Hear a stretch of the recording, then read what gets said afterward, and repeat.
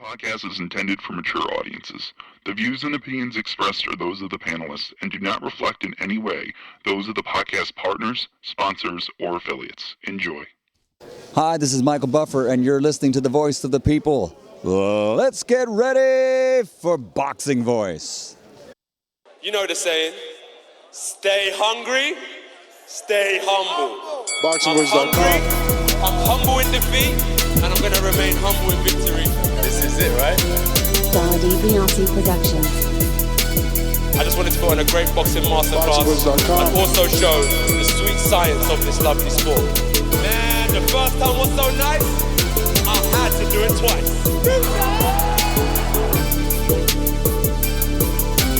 I'm prepared to the best of my capability, and I pray that I get a win. Look at it, like, I love Mike Tyson, how he came into the game on some different kind of vibe. You know what I mean, man? It takes a crazy man to want to fight, you know what I mean, day in, day out. The hardcore sport, as you said, no silk shoes. Ain't no other sight in the game to see the boxing boys. Good morning, TBV, and welcome back, ladies and gentlemen, to another Monday morning edition of the Boxing Voice Radio. And we do have a jam-packed show for you. I mean, we were supposed to talk about Dillian Whyte and Alexander Povetkin obliterating Whyte by savage uppercut, and should Whyte take that immediate rematch? But we got a few interviews that are going to take precedent to that and throw that conversation on a back burner. I was able to schedule a guest that we've been wanting here on the show for a while, Don Majeski. Majeski is the gentleman in charge, or not in charge, but the gentleman that for the past few years has been campaigning to divide the heavyweight division. And I thought it was fitting to squeeze him, the non-scheduled guest, on today's show, because this is a heavyweight show and we did witness a brutal and savage knockout. And maybe he may say, see, that's why these guys belong in this weight category and others belong in another. And then we have junior flyweight champion, 108-pound IBF champion, Felix Alvarado, on the show at 9:30 a.m. So literally we got to jump into Don, milk as much as we can from him, and cut him loose. Doomy, what up? Alexander, what up, in champion? New Jersey. He made it. I made it, man. Can you believe it? Batteries ran out my mouse this morning, trying to mess up my morning. You know, I had a good morning up, but you know, it's like they say in the fight. You know, you got to roll with the punches, right? And I'm here. Nah, it's a matter of like getting used to things. I promise you, because I literally I go to Home Depot and get the batteries by like, I don't know, 40 packs. Yeah, man, I got a freaking big tub, man, and I threw away all the batteries that didn't work a long time ago, and lo and behold, I opened it up. Lots and lots of AAAs, no per double Mac, A's. per desktop Mac, I need 4. 2 for the mouse, 2 for the wireless keyboard. Yeah, I bought 3 packs, but you know, talking about having that power at the right time. Damn, Povetkin did upset Dillian Whyte's what is it, trajectory we've been saying? Yeah, he definitely got knocked out, bro. And many are wanting him to come right back into the rematch. I wonder what he has to say. He didn't take too much punishment, in my opinion. You know, it was a flash knockout. It was more than a flash knockout. It was a knockout. Well, the reason I wanted to do this show is because it's like, every other heavyweight that lost, we questioning, should they take the rematch? Should they go the slow route and rebuild? So should it be any different for Whyte? Should we be questioning, should he take the rematch? I mean, it was a devastating knockout. Should he have to rebuild? I mean, look, how much rebuilding can you do at this point? You know what I'm saying? You're at the highest levels in your career. This is already upsetting enough, I'm pretty sure, to him, that now he has to deter from what was to come, what he wanted for his future. So, for him to just kind of rebuild in what manner? I'm not gonna have him go fight guys that are really not gonna do much for him in putting them in a position again to be able to be in a title contention. So I don't know, man. I don't know if rebuilding, through tune-up fight or anything like that's going to help him. I think that Dillian Whyte, soon enough he'll come out. He's been managing. He's been taking on fighters. I don't know what's in the future for Dillian Whyte. Obviously, I'm not, hinting at retirement at all, but he does have other things that he's, that he can do. And I don't know. It's questionable, man. It's a frustrating situation for him, I believe. You're so close to the title contention. You wait all those days, and now, an upset happens. And this is boxing. That's what they say, right? And the heavyweight division, the punch can change everything. So, Dillian Whyte, what does he do? Got to get back in there in the ring whenever it's time. Whenever the commission or whatever tells you can come back. I think it's 90 days. So who do you come back with, man? We're going to have to talk about that, Ness, because I don't want him to take a tune-up or a rebuild fight, and this late in his career, that what is that doing for him? I think it can do a lot. What do you mean? It depends what he needs. But the truth of the matter is that he's already a bigger favorite than he was the first time. What? The fight hasn't even happened yet, and betting sites already have Dillian Whyte as a minus 450, and Povetkin, who won, a plus 350. And look, this is not unusual. When Ruiz pummeled Joshua, Joshua right. was also still the favorite. Yeah, no. This was I'm not gonna put it in there with the Andy Ruiz, Joshua upset, but this was definitely an upset. This was supposed to be Dillian Whyte's ticket to assurance in the positions that he wanted to be in for title contention. This is the guy they put in there, the in between guy that fell in for him to fight, and it was an upset. And a lot of people are going to sit there and say, like, he should have never been knocked out by Povetkin. Povetkin's old. And I know we talked about that a lot, but you got to give Povetkin the credit he deserves. He KO'd him, and yeah. All right, guys, good morning to all. And we got a treat for you on the line. It is Don Majeski. Don, I know you're going to tell the world a little bit more about yourself from what I know. You were a fight agent, a matchmaker, but I came across you and, met you at the WBC convention when you were petitioning to divide the heavyweight division. So really, that's what we want to talk to you about. Why do you feel that heavyweight division needs to be divided into a super and a heavyweight division? And good morning, obviously, and thank you for taking out the time to come on the program, talk some boxing. Well, thank you very much, guys, for the opportunity. Well, first of all, I don't want to create a super heavyweight division. I think that should always be the ultimate prize in boxing, the heavyweight division. The tradition goes back so far, and everybody associates with the greatest fighters in boxing, Lewis, Dempsey, Ali, name them, forever.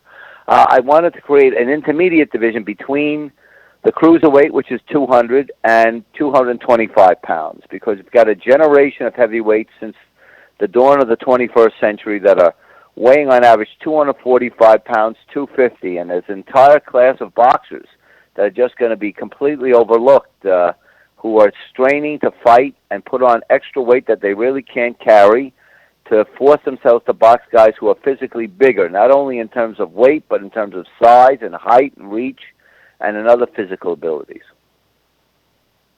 So, again, last year in Cancun is where I seen you, stand up and petition. And this year it was brought up again, and now they've put Tony Bellew on a committee or to head a committee to devise a plan. Mm-hmm. Are you on that committee as well? Because I'm assuming you would have had a plan already years ago.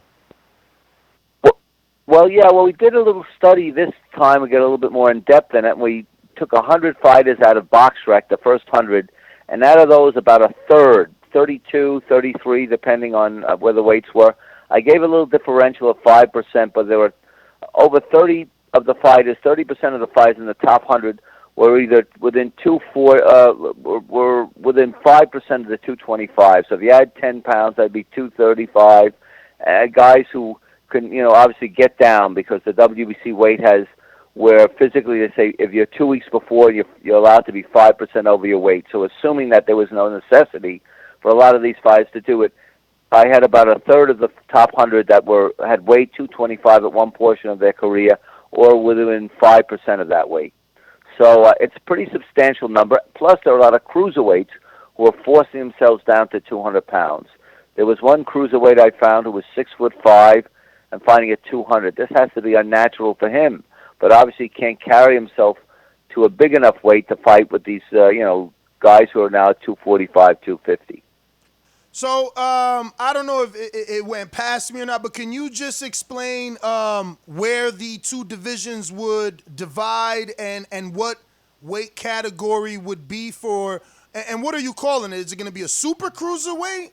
Well, no, it would not. I told them that we don't want to do that. We want to give it an identical name. So like the featherweight or the bantamweight or the welterweight or the middle, it has to have its own name. It cannot be a subdivision of the crew, like a super cruiserweight or junior heavyweight. We don't want to do that. We want to create a new name, and I said, we'll have a contest. We talked about dreadnought weight or juggernaut weight or warrior weight, something that gives it an identity that a fighter would be proud to have that title.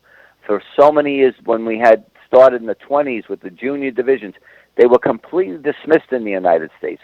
They got revived in the 50s, and it took 20 years before Americans started accepting junior welterweight, junior lightweight, junior middleweight. Not that they weren't legitimate weight classes in terms of the pounds, but they were not legitimate in the name junior. It sort of relegated to something that was inferior to the lightweight. That was a junior lightweight. Inferior to the welterweight, junior welterweight. It's got to have its own identity. So it would come in starting at 201, going to 225, making up for this huge gap. We now have 17 weight classes between 105 pounds and 200 pounds.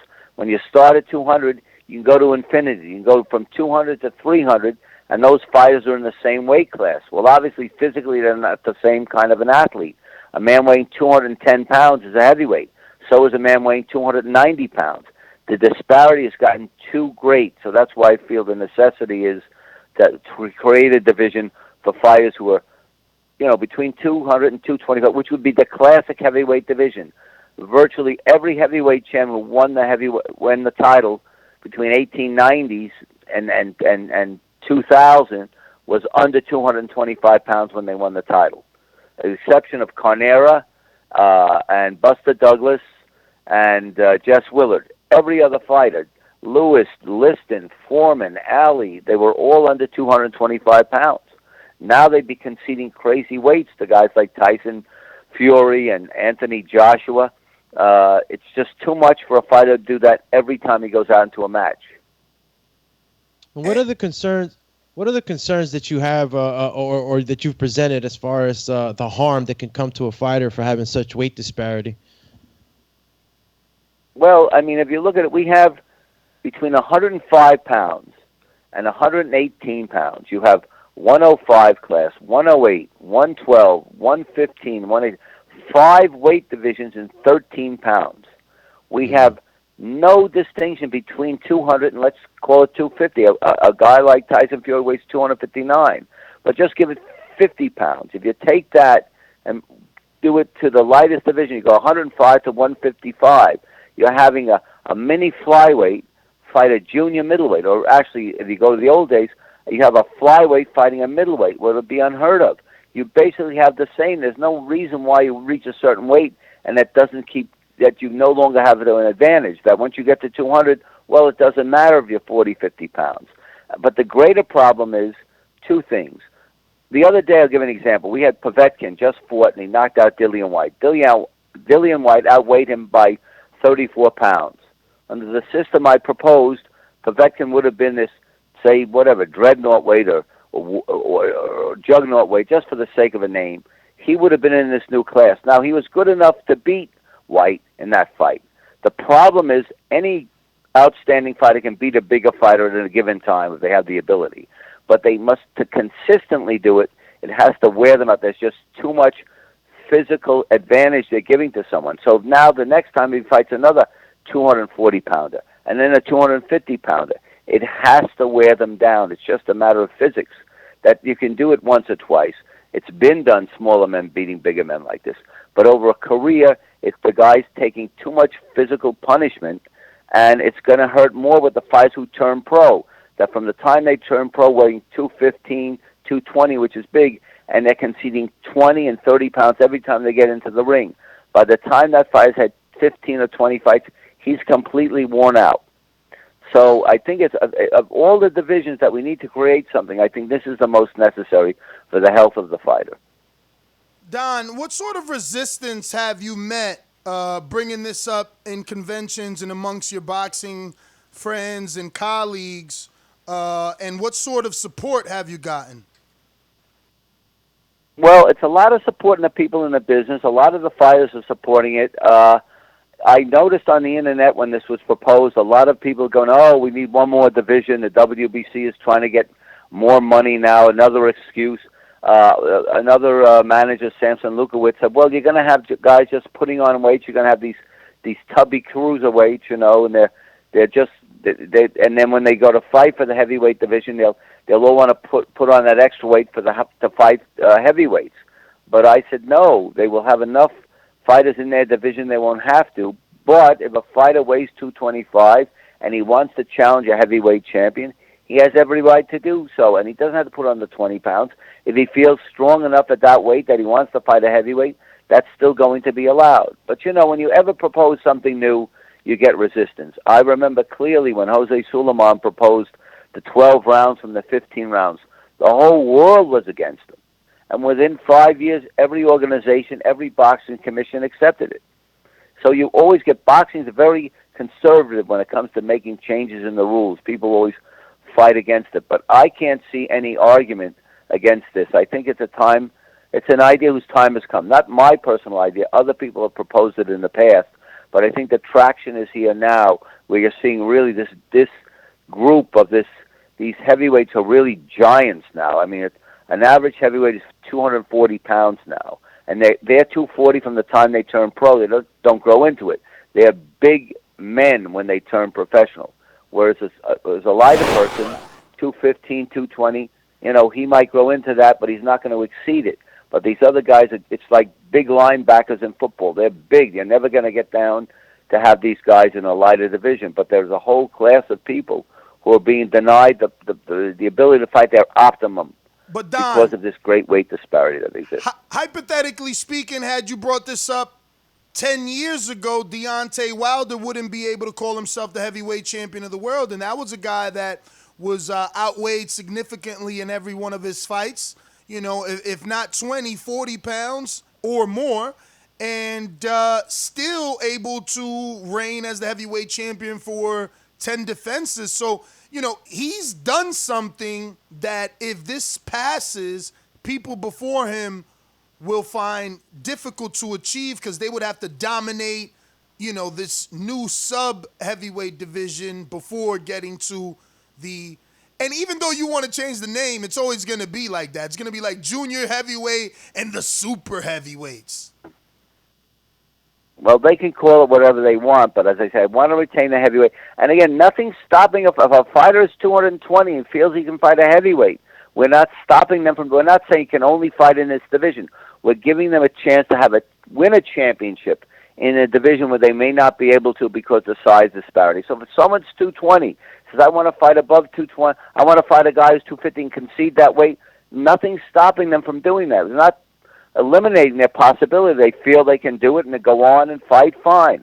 But if they want to fight in a division consistently below the 225, they can do that as well. If they're Deontay Wilder and they want to say, well, I don't want to fight for this division, I want to fight for the regular heavyweight title, they can do it. So they theoretically can hold that title at a lighter weight if you want to fight guys at the heavyweight in a heavier division. In other divisions, you have a non-title fight where a welterweight can fight over the weight or a middleweight fight over the weight. So if you feel you want to win the heavyweight title, you can do it. I mean, if somebody wants to fight for the heavyweight title and they weigh 175 pounds, you can do it. If you feel you want to concede that weight, nothing's precluding you from doing it.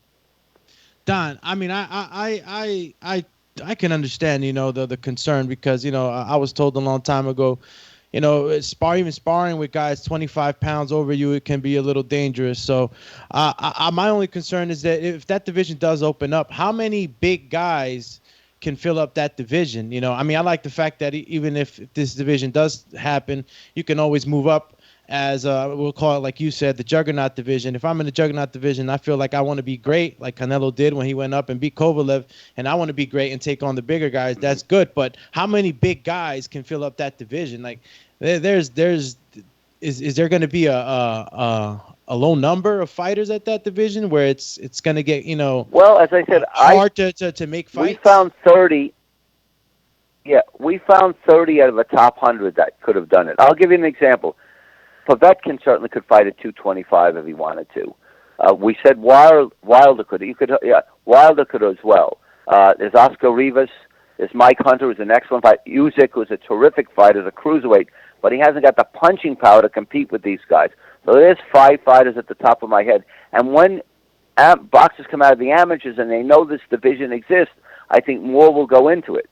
As I said, and then if they want to move up to heavyweight, they can come back down. They can do so if they feel they're growing extra pounds, or if they feel they can fight comfortably at that weight, they can do that as well. Archie Moore what he would do is he had the light heavyweight title and fight many times heavyweights. He was unsuccessful against the best, the Marcials and the Pattersons, but he was able to beat a lot of other top heavyweight contenders. He beat Nino Valdez, and he beat Bob Baker, and he beat James J. Parker. So he was successful against heavyweights, but he was able to keep the light heavyweight title where he could defend that and make money. So if a fighter says, I feel comfortable at this weight, but I want to challenge heavyweights, he can do so. And if he loses the heavyweight title, he still has a championship that he can make money with, even though he may not be strong enough to beat a heavyweight. And if he should beat the heavyweight, then he can keep that. Then he can decide whether he wants to keep defending that division or go back into the lighter class. But it gives an opportunity to fighters who just physically are just not big enough to consistently compete against fighters over a career of 20, 30, 50 fights, where they're conceding weight every time they get into the ring. Don, 3 quick questions before we let you go. George Foster in the UK says, where do you rank Dillian Whyte as a heavyweight? As a heavyweight, he was winning a fight all the way, had dropped his opponent a number of times, and he just got hit with a shot with Povetkin. So, you probably got to rate him as good, if not better than Povetkin. Povetkin won that fight, but he threw one punch to win it. The other fighter, Dillian Whyte, has been number 1 contender for a long time and just didn't get his opportunity. But I think he's still one of the top 2 or 3 heavyweights in the world. And where would Alexander Povetkin rank in your super heavyweight or heavyweight divisions? He's a boxer who for 15 years has weighed in between 220 and 230.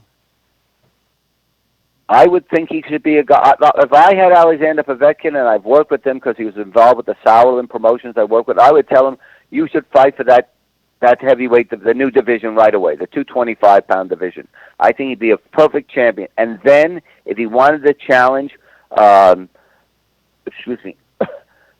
Fury for the heavyweight title, he could do it. But he could also retain a world championship that he feels comfortable with. And if he's good enough to beat Tyson Fury, great. But I think he should fight immediately for the new division. I think he should be their first world champion. Last one is from Rue in New Orleans, who says, no one is forcing anyone to be a heavyweight, so why make another division? If you are better than your opponent, it shouldn't matter. Well, it should matter, but let's say you're a cruiserweight who's walking around 210, 215. You just can't make that weight. How does this 210-pound fighter can't get down any further than weight? How is he going to successfully fight a guy who's not only 30 or 40 pounds bigger than him, guys, but he's also got a 6-inch height advantage and a 6-inch reach advantage, sometimes an 8-inch reach advantage. So nobody forces him to do that. But there are a class of people who are fully physically fit at 210 pounds who don't have the height or reach, forgetting about the weight, to compete with these guys. As I said, it's a tremendous disparity. So, Don, the ultimate last one is, when do you see this happening? Can we foresee this actually happening, or is it still in petitioning stage? I think within the next 12 months we'll see an experimental thing. I'd like them to start a small tournament just to see what the fighters' reactions are, and it's been very positive. I'll tell you, from the people in the industry. I don't know if you were on you were watching when we were doing I brought it up before, the other matchmakers and promoters in the business, and many of these guys, especially heavyweights who are from Europe. There's a heavyweight from Japan, Fujimoto. There are smaller guys in Europe and Africa who are don't have the size and reach that a lot of American fighters or British fighters might have. And I got a very positive reaction. I think we'd try it as a flyer within the next 12 months. I think you can see it. Whether it lasts, whether the public will support it, that's another thing. But I think as an experimentally, I think we can start something within the next year. All right, well, Don, we're going to go ahead and let you go and schedule you back to talk a little bit deeper in the conversation. We have our next guest with us. But if you have any social media, you can give it out for anyone who may want to reach out to you or just follow you, can do so. Well, they can get me I'll give you my email, which is doncollegepoint@aol.com, and they're welcome to write me anything they want, any comments on this, and it's my pleasure. And thank you for the privilege of coming on your show. Thank you, Don, and look to have us contacting you to get you back on. We want to definitely further this discussion. Thank you once again. We're going to go to Felix Alvarado, our IBF 108-pound champion.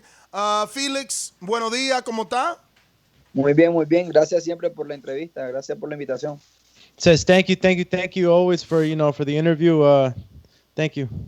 So obviously, I guess tell him to take us back to his decision to sign with Golden Boy, and what does he think that being with the company Golden Boy and Oscar De La Hoya is going to do for his career?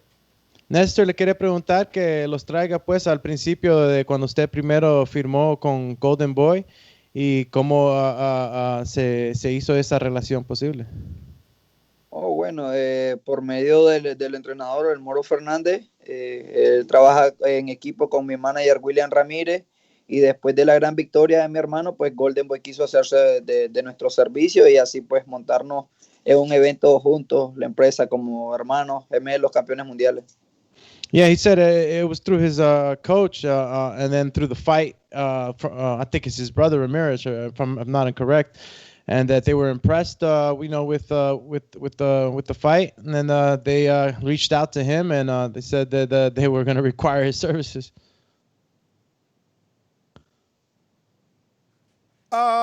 So ask him, what does he think the plan is going to be? Because now they've signed these two brothers, these two twins, but what have they told him the plan is for Felix? Él quiere preguntar que cuál es el plan de ellos, porque ya tienen ahora dos gemelos firmados, pero cuál es el plan para Felix. Bueno, ellos, la idea antes de que comenzara la pandemia, Robert Díaz, era montarnos juntos, montar un show, dos hermanos campeones y gemelos, y ellos querían pues montarlo, pero lamentablemente con esto de la pandemia pues no se ha podido. Pero bueno, estamos aquí nosotros con todo, ya estamos establecidos aquí en Miami, entrenando fuerte y esperando pues nos den la oportunidad de nuevo. Yeah, he says that, before the pandemic, Robert Garcia had it in mind to, put up, to fight, two brothers up there, doing their thing, two twin brothers.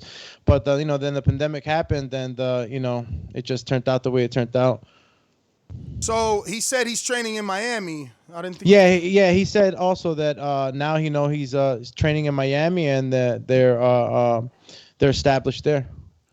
So where in Miami can you ask where he's training? What gym is it? And is it his trainer's gym or are they borrowing someone's facility? Felix, ¿quiere saber, Néstor Gibbs, que a dónde en Miami está entrenando? Si es un campamento donde le están prestando el lugar o si es el suyo. No, es parte de la compañía en conjunto de mi manager con W Ramboxing. Están trabajando juntos, tienen aquí su propio gimnasio con su campamento y todo, y está todo muy cómodo, estamos bien. Okay. La compañía era Double Round. ¿Cómo se llama la? W Boxing, okay. Gym, sí. Okay, he says that he's down there at Miami, through his affiliates and company. I guess the company he's affiliated with, Double B Boxing. They have something nice down there where they're working together with the company, And yeah, they're well off over there. He's good. So Axum, being as though that he's from Nicaragua, where does he rank? Man, we were just talking about him, the one that knocked out Vernon Forrest. Man, no. Oh my God, it's escaping me. The one that smoked. Ricardo Mayorga. Okay, Carlos. Axum, what's he think of Ricardo Mayorga, and where does he rank him? Quiere saber Néstor qué es bueno que ya es nicaragüense. Le quiere preguntar que a dónde usted pone a Ricardo Mayorga en su posición de boxeadores y qué usted cree de él. Oh, bueno, la verdad que él es un gran boxeador, fue un gran campeón en su momento y en lo personal para mí yo lo pongo entre los mejores 5 campeones nicaragüenses, pero lo pongo entre el número 5. Yeah, he says that, he definitely puts him in the top 5, of Nicaraguan champions. He said he was a great boxer, a great champion in his time, and that's where he ranks him. Axum, has he ever gotten a chance to watch a Golden Boy fighter who's also Nicaraguan by the name of Randy Caballero? Si ha usted visto un peleador que se llama Ricardo Caballero, que es también nicaragüense, ¿lo ha visto pelear recientemente? Sí. Íbamos, el papá es el entrenador de Román el Chocolatito González, don Marco Caballero, Randy Caballero y Romer, que son hermanos, los dos son boxeadores también, y Randy, que es ex campeón mundial. Yeah, he definitely knows him. He says that's Chocolatito's father's fighter. He's coaching him, and along with the brothers, Randy. So yeah, he definitely knows him. So where does he hope to be in that Nicaraguan boxing history, being as though, that he's aware of the names that are already there? Le preguntan a dónde usted ¿a dónde tiene la esperanza de usted de llegar a un de esos peleadores, ya sabiendo de los peleadores nicaragüenses, a qué nivel usted quiere llegar?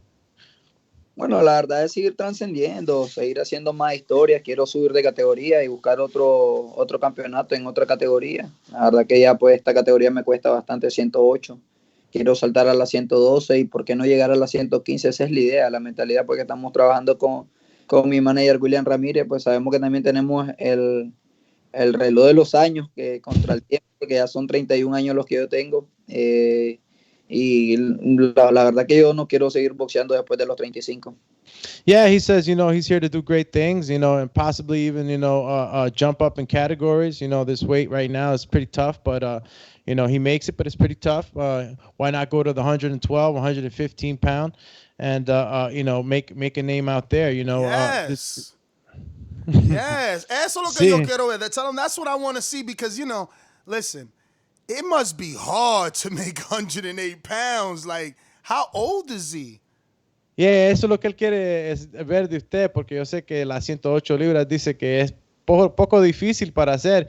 ¿Y cuántos años tiene usted? Digo yo que tiene que ser difícil para un hombre haciendo ese peso. ¿A qué edad tú tienes ahora? 31 años. Wow, eso no puede ser fácil, ¿verdad?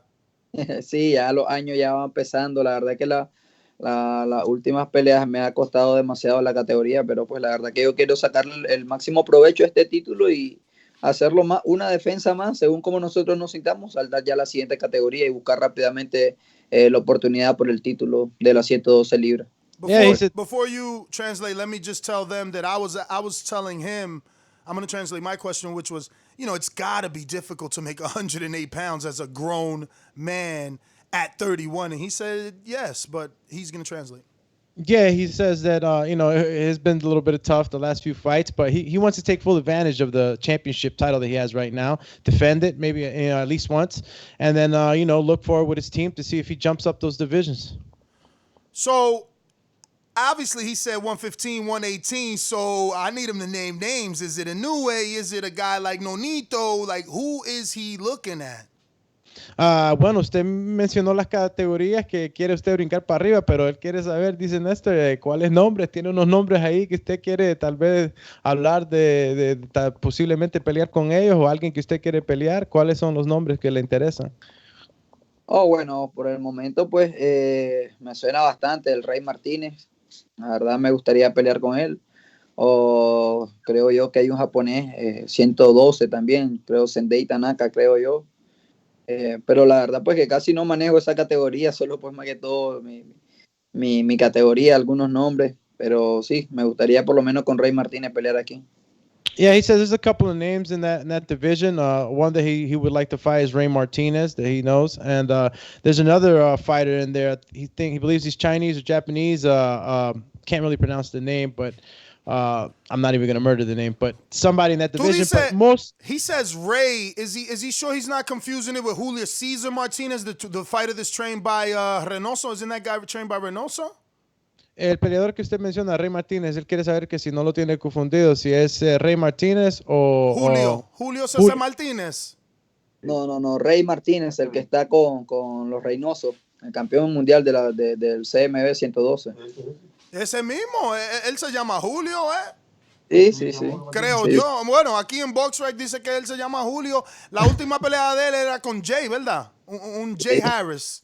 Sí, que yo creo que este fue el que ganó con Charlie Edwards, pero no le dieron la pelea.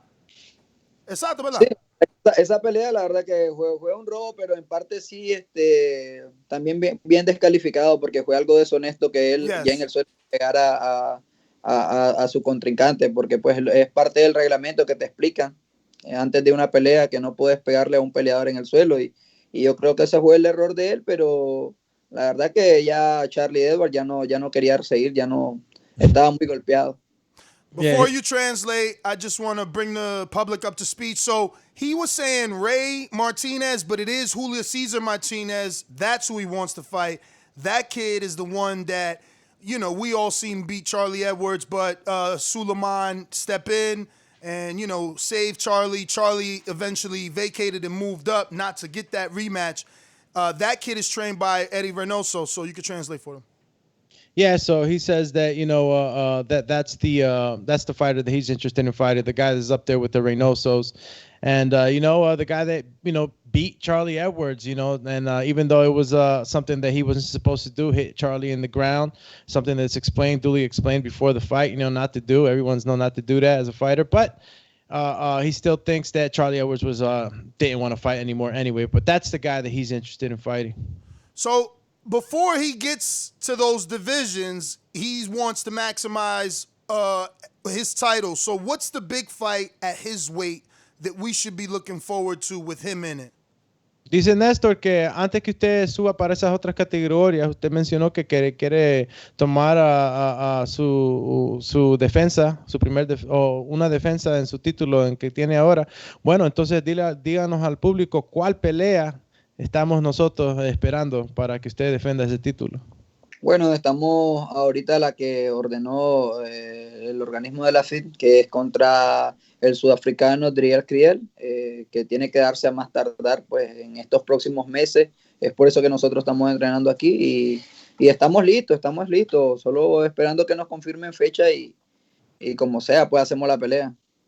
Yeah, he says that, they're just waiting for the fight confirmation, but somebody was, I guess, called upon to fight him. The African name. ¿Cómo se llama otra vez, por favor, el nombre? Dillian Whyte.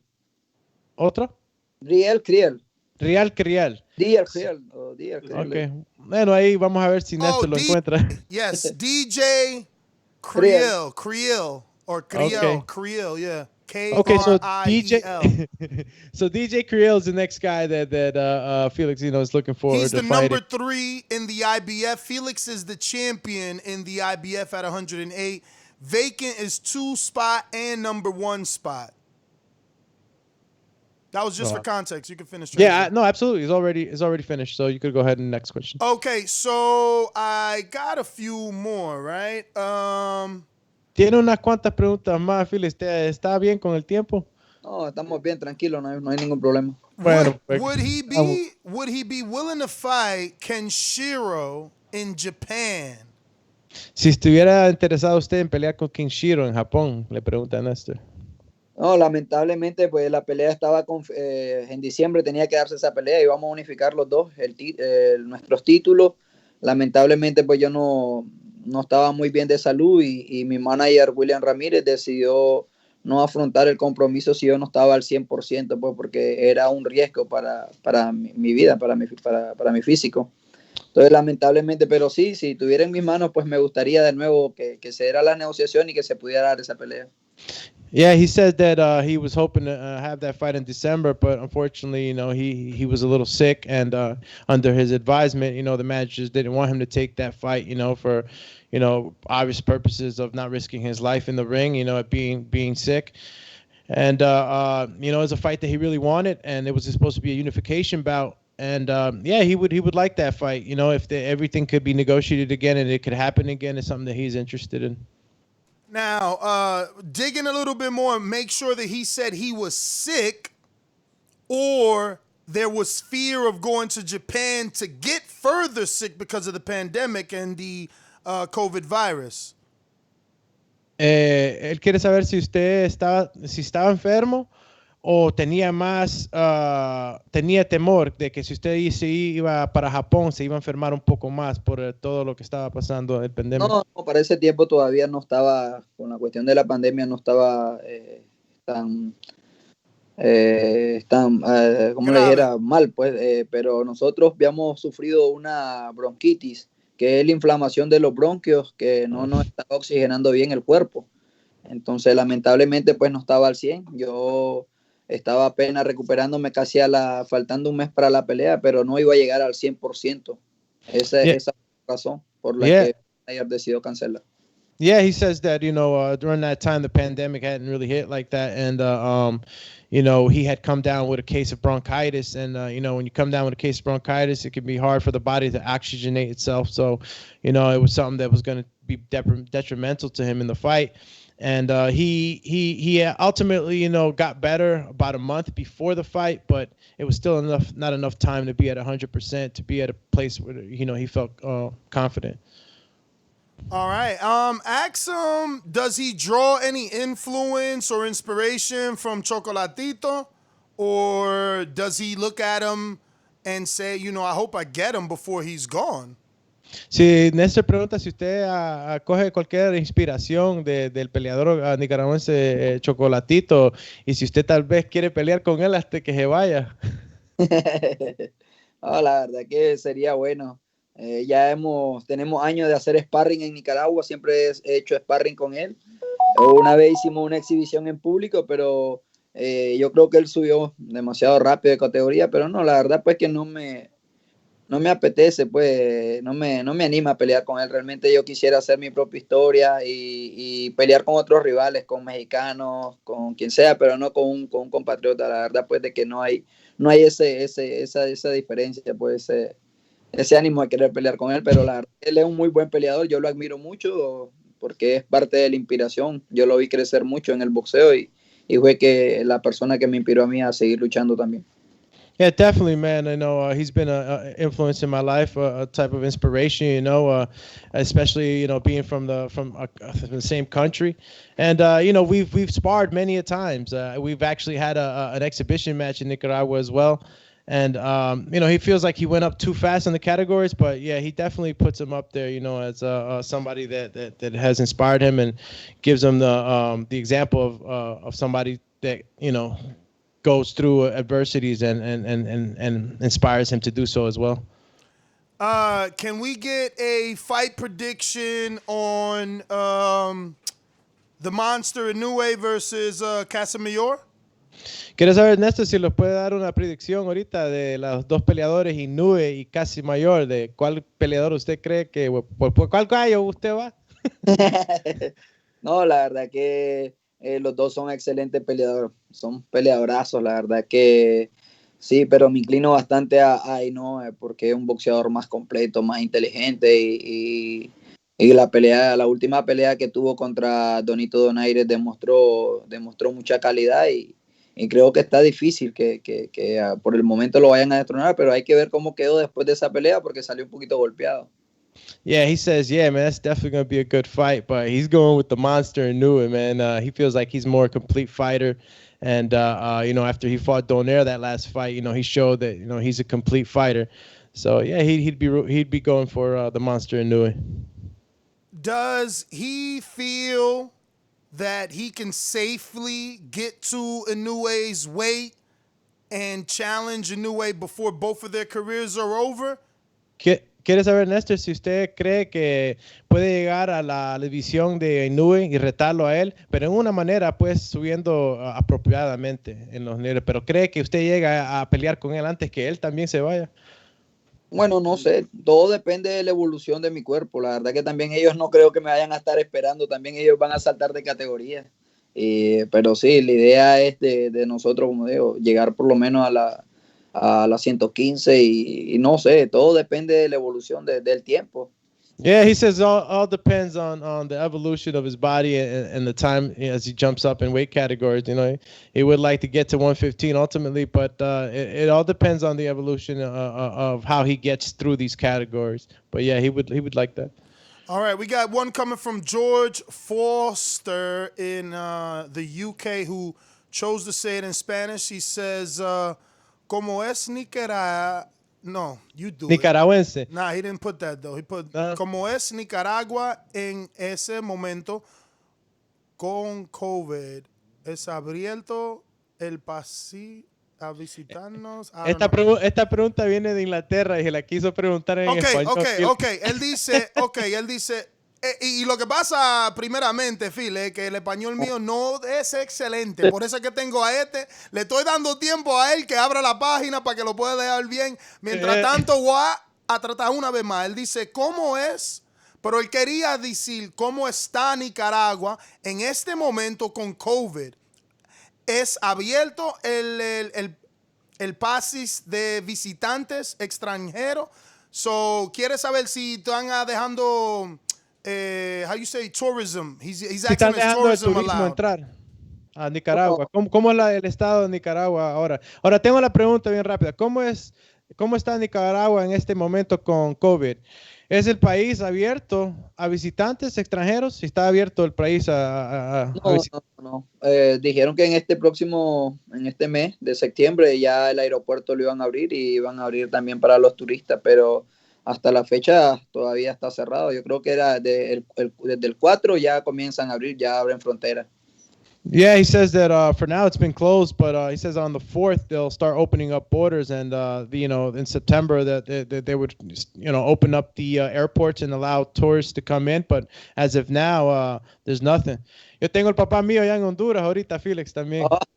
Ahí estamos, ahí primo, y las cosas están bien serias allá. No puede salir.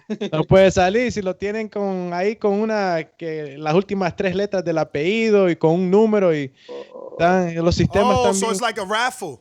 Yeah. Wow. Now, I was just telling Felix that my father's also in Honduras, and it's crazy because the way that they're allowing people to leave their homes and going to shop is like by like the 3 letters of your last name and a number, and like you go out one day, you're not allowed to go out the other day. They have a system out there, so I was just relaying that to him. Crazy. So the next one is from Ruin 504, but we've answered that because I asked him that, and that's, does Golden Boy have anything lined up for him? He definitely already let us know that, so we're just going to shout out Ru. Move on to the last one from George in Dallas-Fort Worth, who asks, Teofimo versus Lomachenko, who and why? Ok, George de Texas le quiere preguntar a usted también su opinión, su predicción. ¿Quién gana, Teofimo López o Lomachenko? La verdad que quiero que gane el centroamericano. Vamos pues. Sí, la pelea es bien difícil y la verdad mi corazón, pues la verdad quiero que gane mi compatriota centroamericano. Somos centroamericanos, gente brava y Teofimo también tiene lo suyo. Es cierto que Lomachenko fue un gran peleador, muy escurridizo, pero vamos a ver si Teofimo lo logra descifrar, porque la verdad que el boxeo de Lomachenko es bien difícil. Pero sí, yo creo que tiene la herramienta para lograr descifrar y tiene la pegada también para lograr meterlo en apuro. Yeah, he says, man, he wants to, he wants to definitely root for his compadre, his Central American compadre, Teofimo, and he feels like Teofimo has the tools too, and a hard punch to be able to win. But he says Lomachenko's style is not easy. It's very, very tricky, and it's a difficult fight. But he's gonna go for his Central American compadre on this one.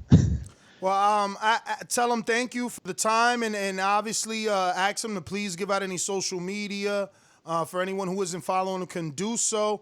And we do appreciate him coming on the show. We look to get him back regularly. Felix, man, le queremos dar las gracias por compartir con nosotros este tiempo en la mañana en esta entrevista. Le queremos decir que si usted quiere dar sus redes sociales ahora para que los fans allá que quieren seguirlos y apoyarlos puedan hacerlo. Si usted quiere dar las redes sociales, denles ahora, por favor. Está bien, bueno, no soy tan activo, la verdad que, pero sí, en Instagram sí bastante, es el único medio de comunicación que yo le doy seguimiento.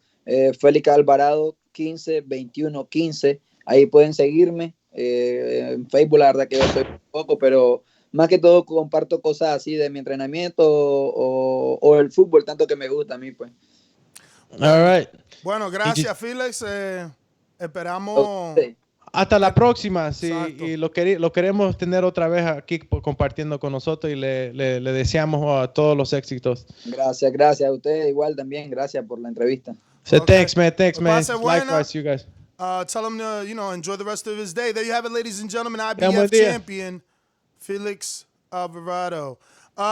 So we can focus our attention now, obviously, on Dillian Whyte and, his savage KO by or at the hands of Povetkin and, discuss whether or not he should take the immediate rematch. Everyone questioned whether or not AJ should go straight into the rematch with Andy Ruiz. And then they did that with Wilder and Fury. And even after the first Wilder-Fury fight, Fury went a separate route and got 2 fights in, rather than go directly at Wilder. So, I think that I guess the same question should be asked about Dillian. Like, should he go straight into this fight? Which I'm going to remind you that the betting odds already have him as a favorite again. That's crazy. I don't know, bro. Before the interviews came out, I was just saying, man, like, why? Why are you gonna take it in between? He didn't get beat down. He got caught.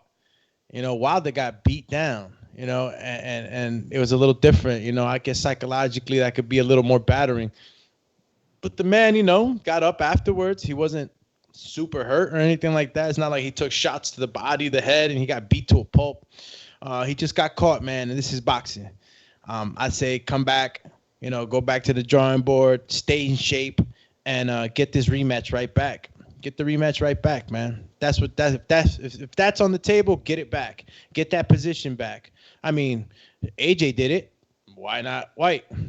AJ got pummeled. Well, not pummeled, but you know what I'm talking about. He got knocked out, and he wasn't beat.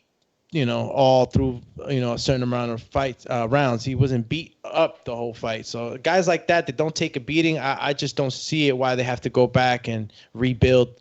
If they're at the highest levels, man, there is no room for mental weakness. These guys are already there. They know what they do. It's just a matter of coming back, man, and not failing, bro. He got caught.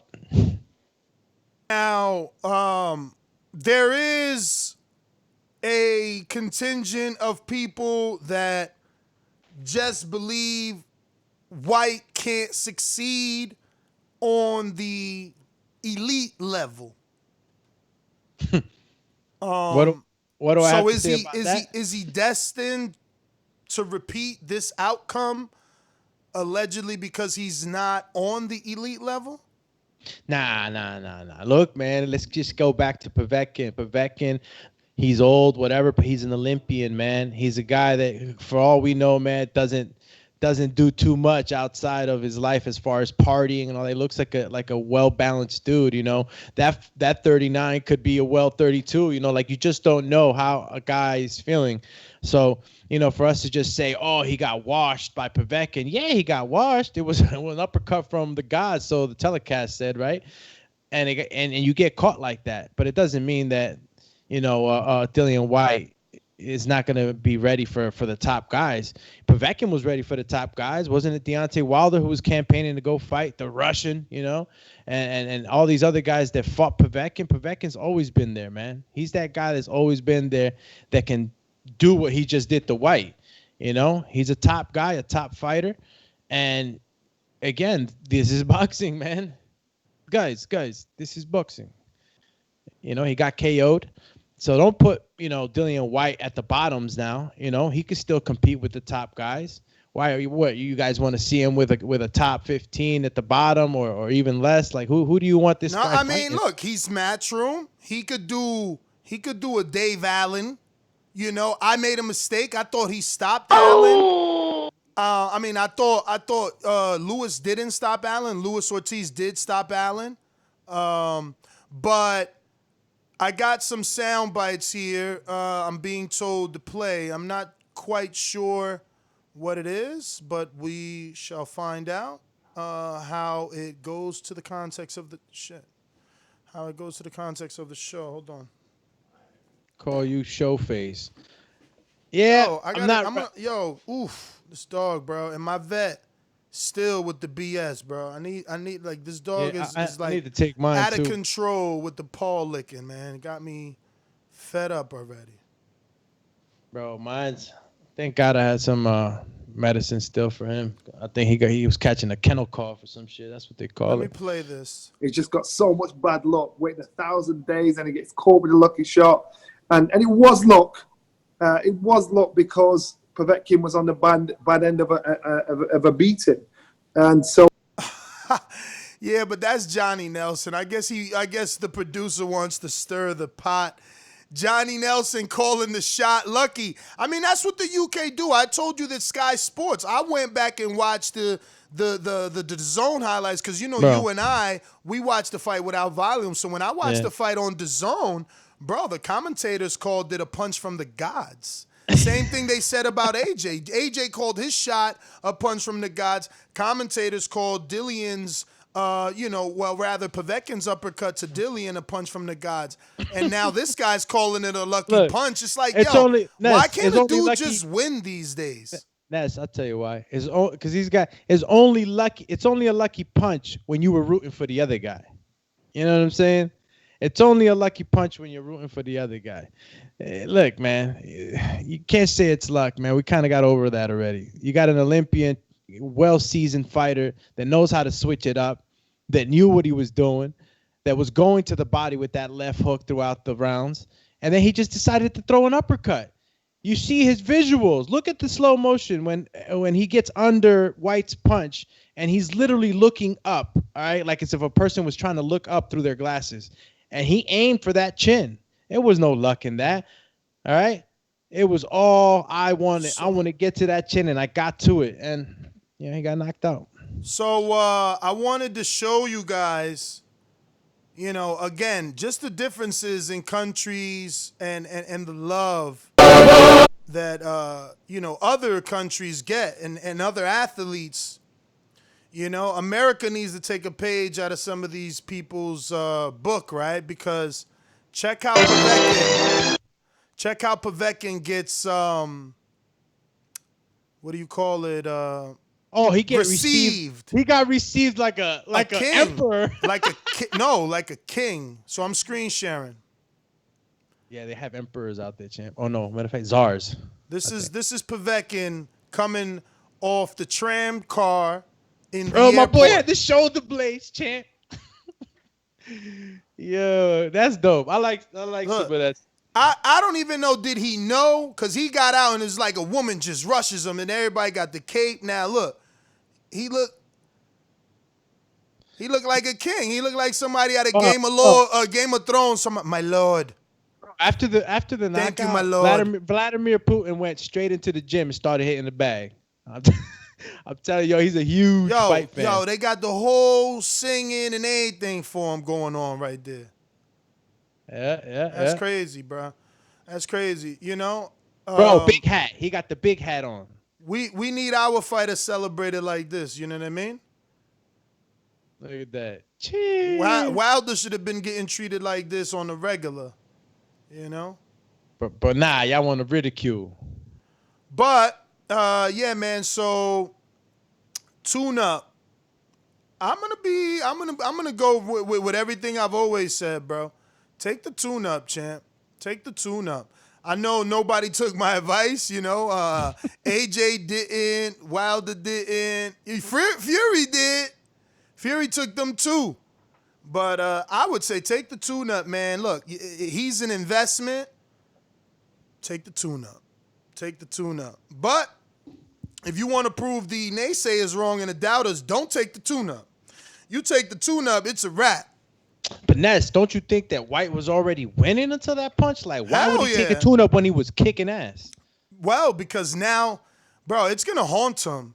If Teddy Atlas says that AJ got ghosts, what do you think Dillian has? That every time you get to this level, you get knocked out. And then it was with the same punch. Like, AJ's was a left hook uppercut. Povetkin's is an uppercut with the left hand. I mean, maybe he's chinny. Like, people made a case. I think it was CYP yesterday said, like, you know, this 2 times he gets knocked out with an uppercut. And you do got a question, like, is he chinny? Is he chinny? You know what I mean? Because he has gone down multiple times. Some people put him down. Some people put him out. But he's only been out by AJ and now Alexander Povetkin. But let's open up the phone lines. Not many callers. I guess we bored them with our, 108-pounder just trying to spread the love. What happened? Well, trying to spread the love. This knockout is still echoing, man. This knockout is still echoing, bro. People want to talk about it. People want to know the future. But, again, man, I really don't want Dillian Whyte to go down a route where he's going to end up fighting another guy. He ends up looking bad. And it's like he's fighting his way back up to the top. Like, well, the thing is, bro, he was in Portugal for 4 to 5 months. Look at that. Everyone is saying this was the best Dillian Whyte they've ever seen. But he changed trainers. So he's going to be questioning himself, though. Like, I did so much. I was so on. What they call it, I was ticking, right? Is what UK do say.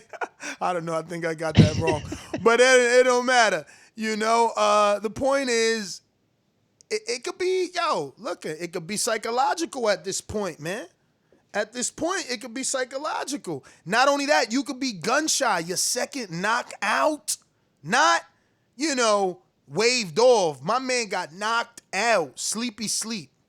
So what do you think is gonna be the backlash from the public? Like, oh, you went over there, you switched trainers, you should have stood with your trainer. Well, things you heard Mitty, man. Mitty hopes that it's not that because, Xavier, Dillian was looking good. You can't blame Xavier or Caldwell. Dillian was looking good.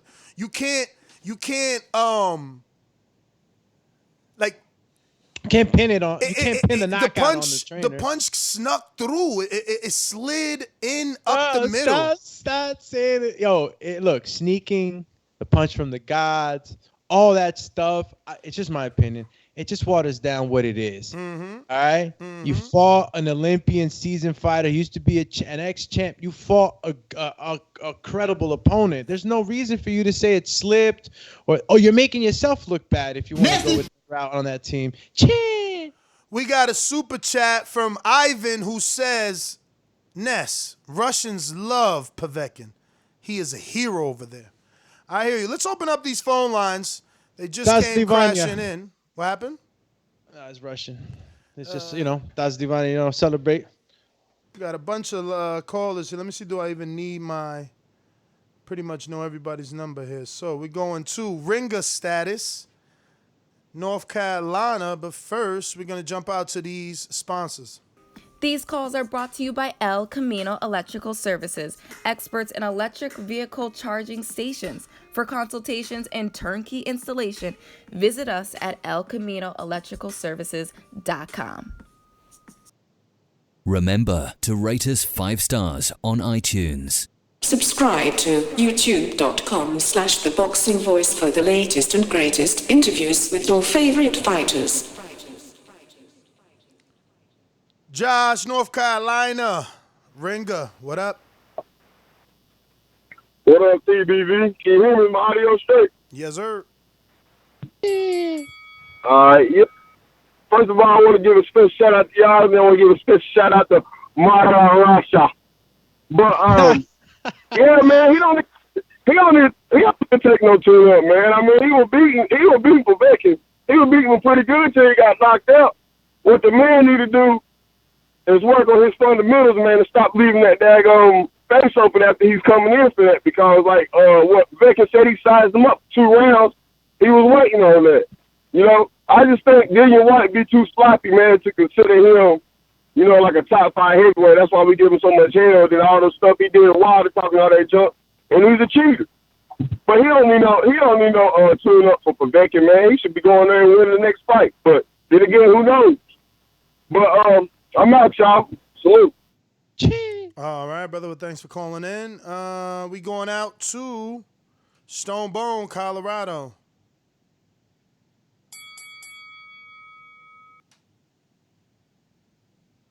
Going once, twice. Hey, what happened? Majimbe, Jersey. Yo, good morning. Morning. Buenos dias. Hey, so I don't think it was a lucky punch. I mean, it was just beautifully set up. He got caught. It happened. It's the heavyweight division. How many times have we not seen something like that happen? I mean, even the best of them get caught. But I want to see him go directly right into it. I thought he was winning the fight. I thought he was, I mean, I don't want to say dominating, but looking really, really, really good. I think he just came out in the 5th, and he came out a little lazy. I think he was starting to feel himself a little bit. But yeah, man, it happens. Overconfident, definitely. I mean, you can see it when he stepped out the corner. But yeah, man, I like Dillian Whyte. I like his style. I think he is top 5 in my opinion. I don't know what the rest of these guys are talking about with their imaginary top 10 lists. But yeah, definitely top 5 fighter. He needs to go right back into it and get that win back. Cut it. Real quick super chat. KP from KC5 says hook to the body was the setup in the first round. Yeah, man, that's what I kept saying, bro. Real quick, we got a super chat from Ken Stone that says, why screw with the lineage of the division? Easy fix is just move up the weight limit for cruiserweight. This is a money grab to make more belts. Saddy. LV Slugger says wasn't lucky. Povetkin set that shot up. Yeah, man, that shit was shot up. We'll find out in that rematch, right? Because you got to win twice to make it official. To make it official. We're going out to Justin, New Jersey. What up? Hello. Cheers. Well, yeah, I mean, tough knockout, man. I mean, Dillian Whyte looked horrible in the, Ruiz, Joshua 2 card he was on there. He didn't look the best. I mean, he looked better a couple of days ago. He looks great. Like the last caller said, it's heavyweight. You're going to get caught. He was up, he knocked him down a couple times. He was winning, but he got caught, and rematch set for December. As long as he doesn't let his guard down, doesn't get too comparable, too sloppy, too lazy, he should win.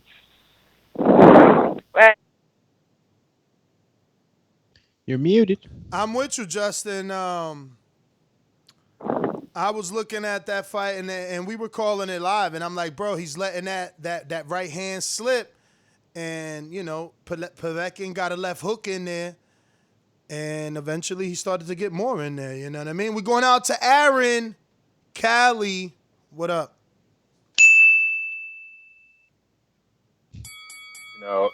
First of all, when do we start having rematch clauses in any fight besides a championship fight? This is why Matchroom's called rematch room. But anyways, as far as Dillian Whyte taking the rematch, I don't think he should, because Eddie Hearn and Dillian Whyte essentially are going all in on the rematch with Povetkin. If he loses the rematch with Povetkin, essentially he'd be delegated to like Derek Chisora. 3 losses. He's not going to be getting a title shot. He eventually lost his title shot with this loss here. He's not going to get a title shot in 2021.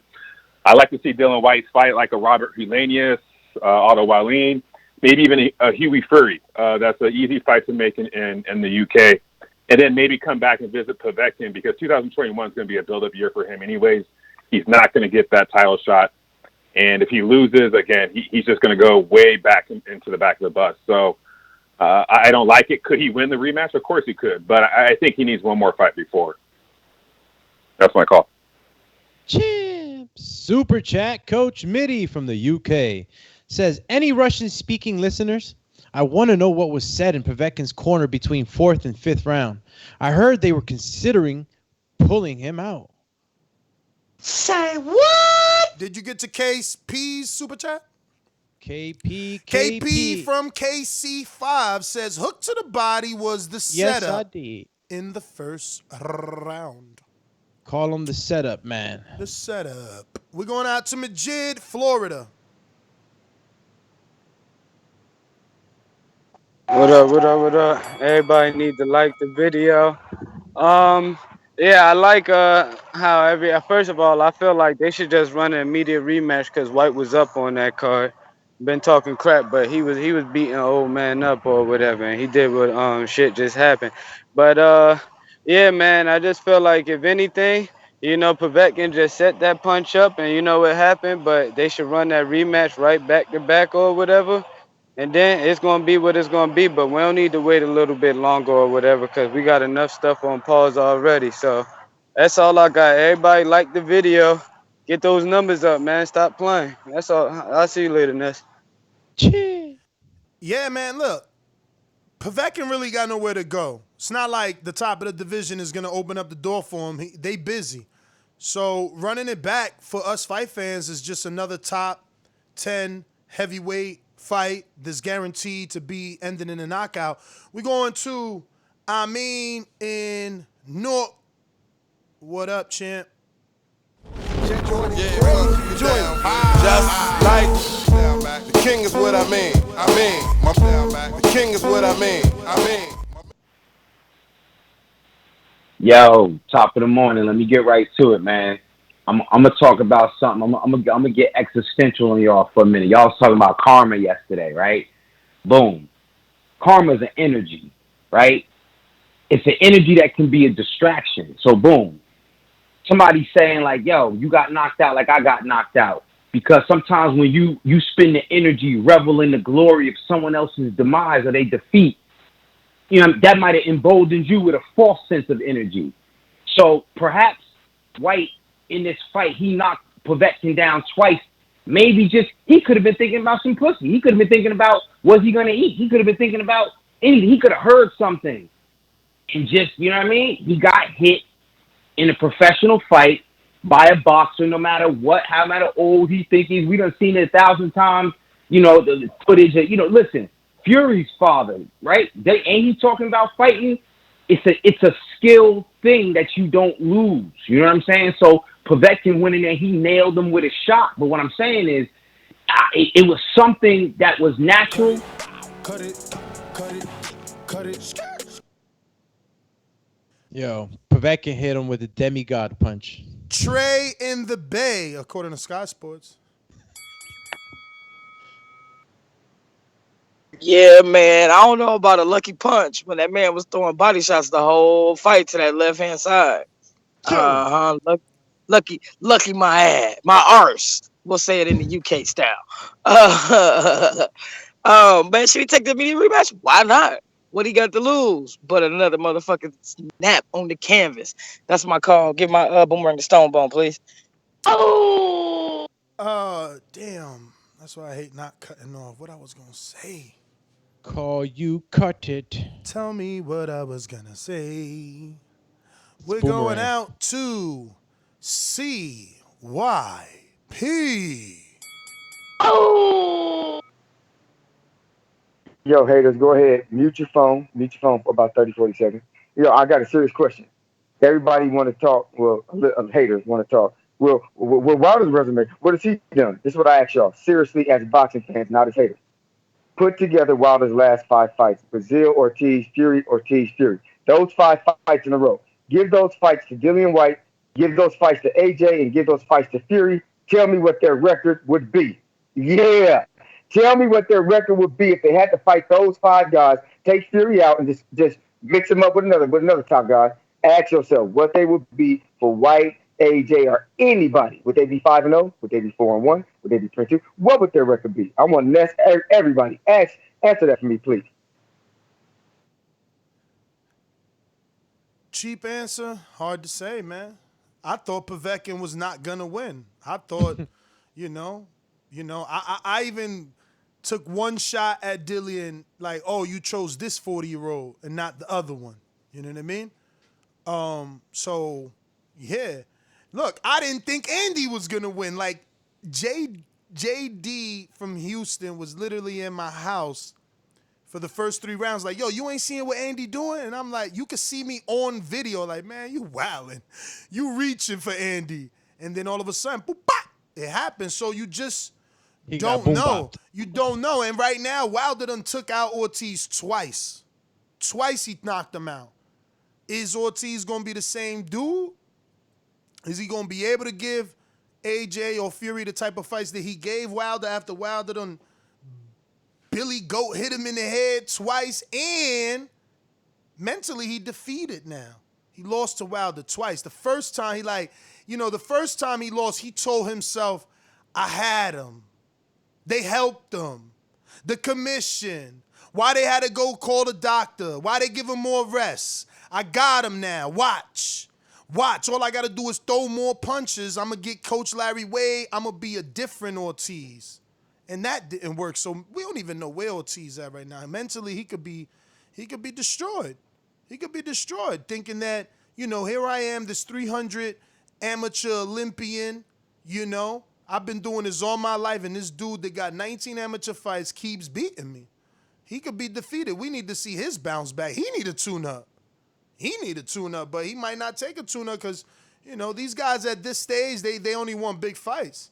I love Porter, man. Porter is the opposite of everybody, and he's everything we ask. He stays active, and he fights top name after top name. And look, he finally got a tune-up. You know what I mean? But he's staying active. You know what I mean? He's staying in your mind. And politically, he got himself back in the mix by making that fight a double eliminator, champ. He went to double eliminate on him. JT, Miami, what up?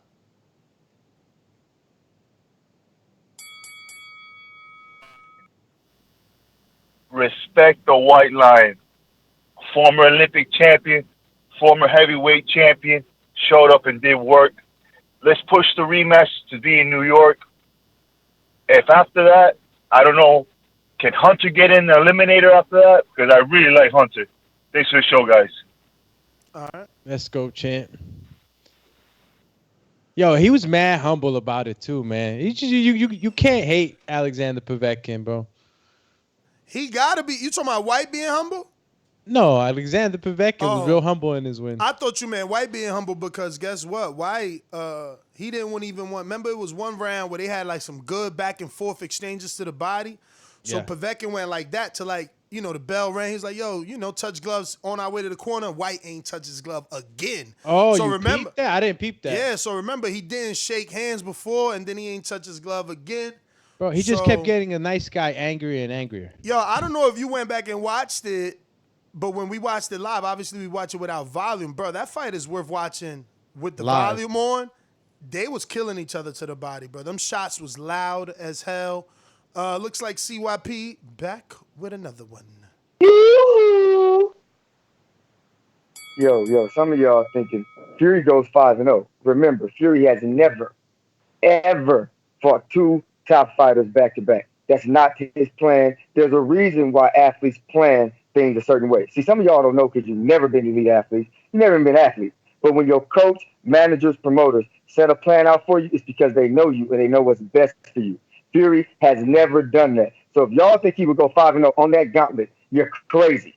He doesn't even believe that. That's why he wants another tune-up before Wilder right now. That's why he had two more tune-ups after Wilder before. Like, use your brain. AJ ain't. If you think AJ's going 5-0, then how the hell you lose Andy Ruiz? Y'all see, some of y'all can't answer the question because you know it will make Wilder's resume. Yo, CYP with the sandbag questions, right? So first he tells you, answer this hypothetical question about all these heavyweights fighting a 5 straight fight gauntlet. Then when they answer, he's like, nah, you got to also factor in that Fury's never defended and he's never. It's like, yo, is it a hypothetical where he fights these 5, or is it a hypothetical where he is offered these 5, but we still act like Fury is who he is? Because damn, Davidian, Niagara Falls. What's going on, Ness? What's going on, Doomy? Great show as always.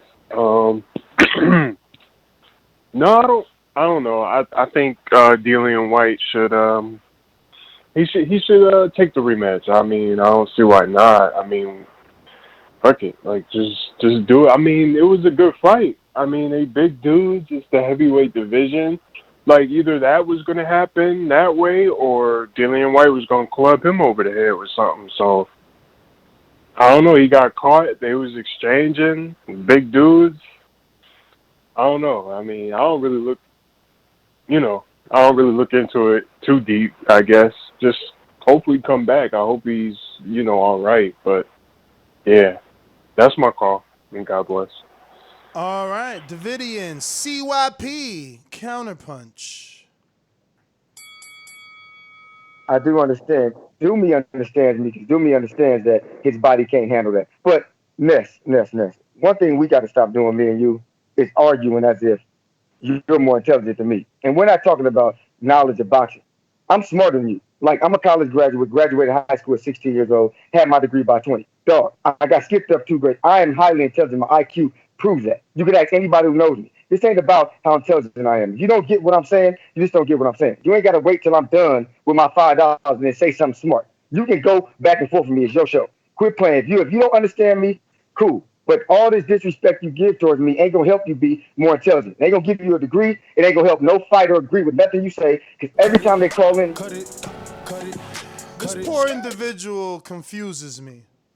When he calls in and he pays, he says, "Don't cut me off. I'm paying $5 to speak," and yells at me. What happened? Yells at me and curses at me. Then I don't cut him off. I let him speak. I respond after he speaks. "Don't wait till I'm going to talk slick about me." And then he lies and says that I disrespected him by saying that he posed a hypothetical question, and now in the chat is telling us, yeah, it's a hypothetical, but you got to use history to answer it. Intelligent people use history to answer questions. Man, you are entertainment, champ. Greatness, Harlem.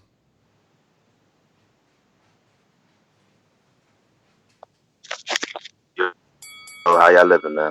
Living, champ. Bless. Oh, man, that's what's up. Yo, man, shout outs to the boxers, man.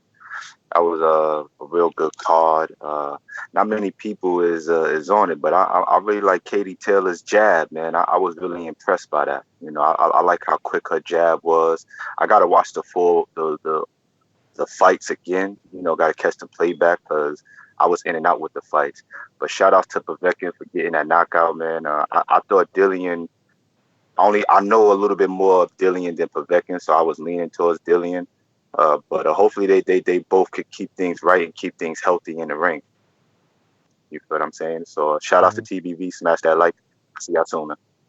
Let's go, All right, Stone Bone, trying you again. Plus you got Trey in the base, Boomerang. What up? Yeah, my bad earlier, man. I don't even know what I was doing. I think I was getting me some breakfast ready to burn up. Hey, you know how we always say we're not gonna. Great interviews, by the way, man. I like hearing the young guys too. I like them guys throwing 100 punches around, but they don't be having no power. But I just wish that some black guys were genetically smaller so we could even fight in some of them little divisions.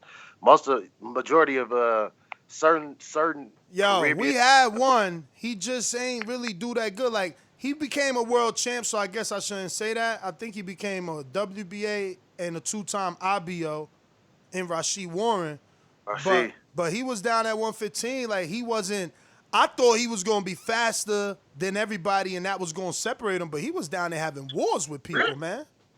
But Rashid is one of those.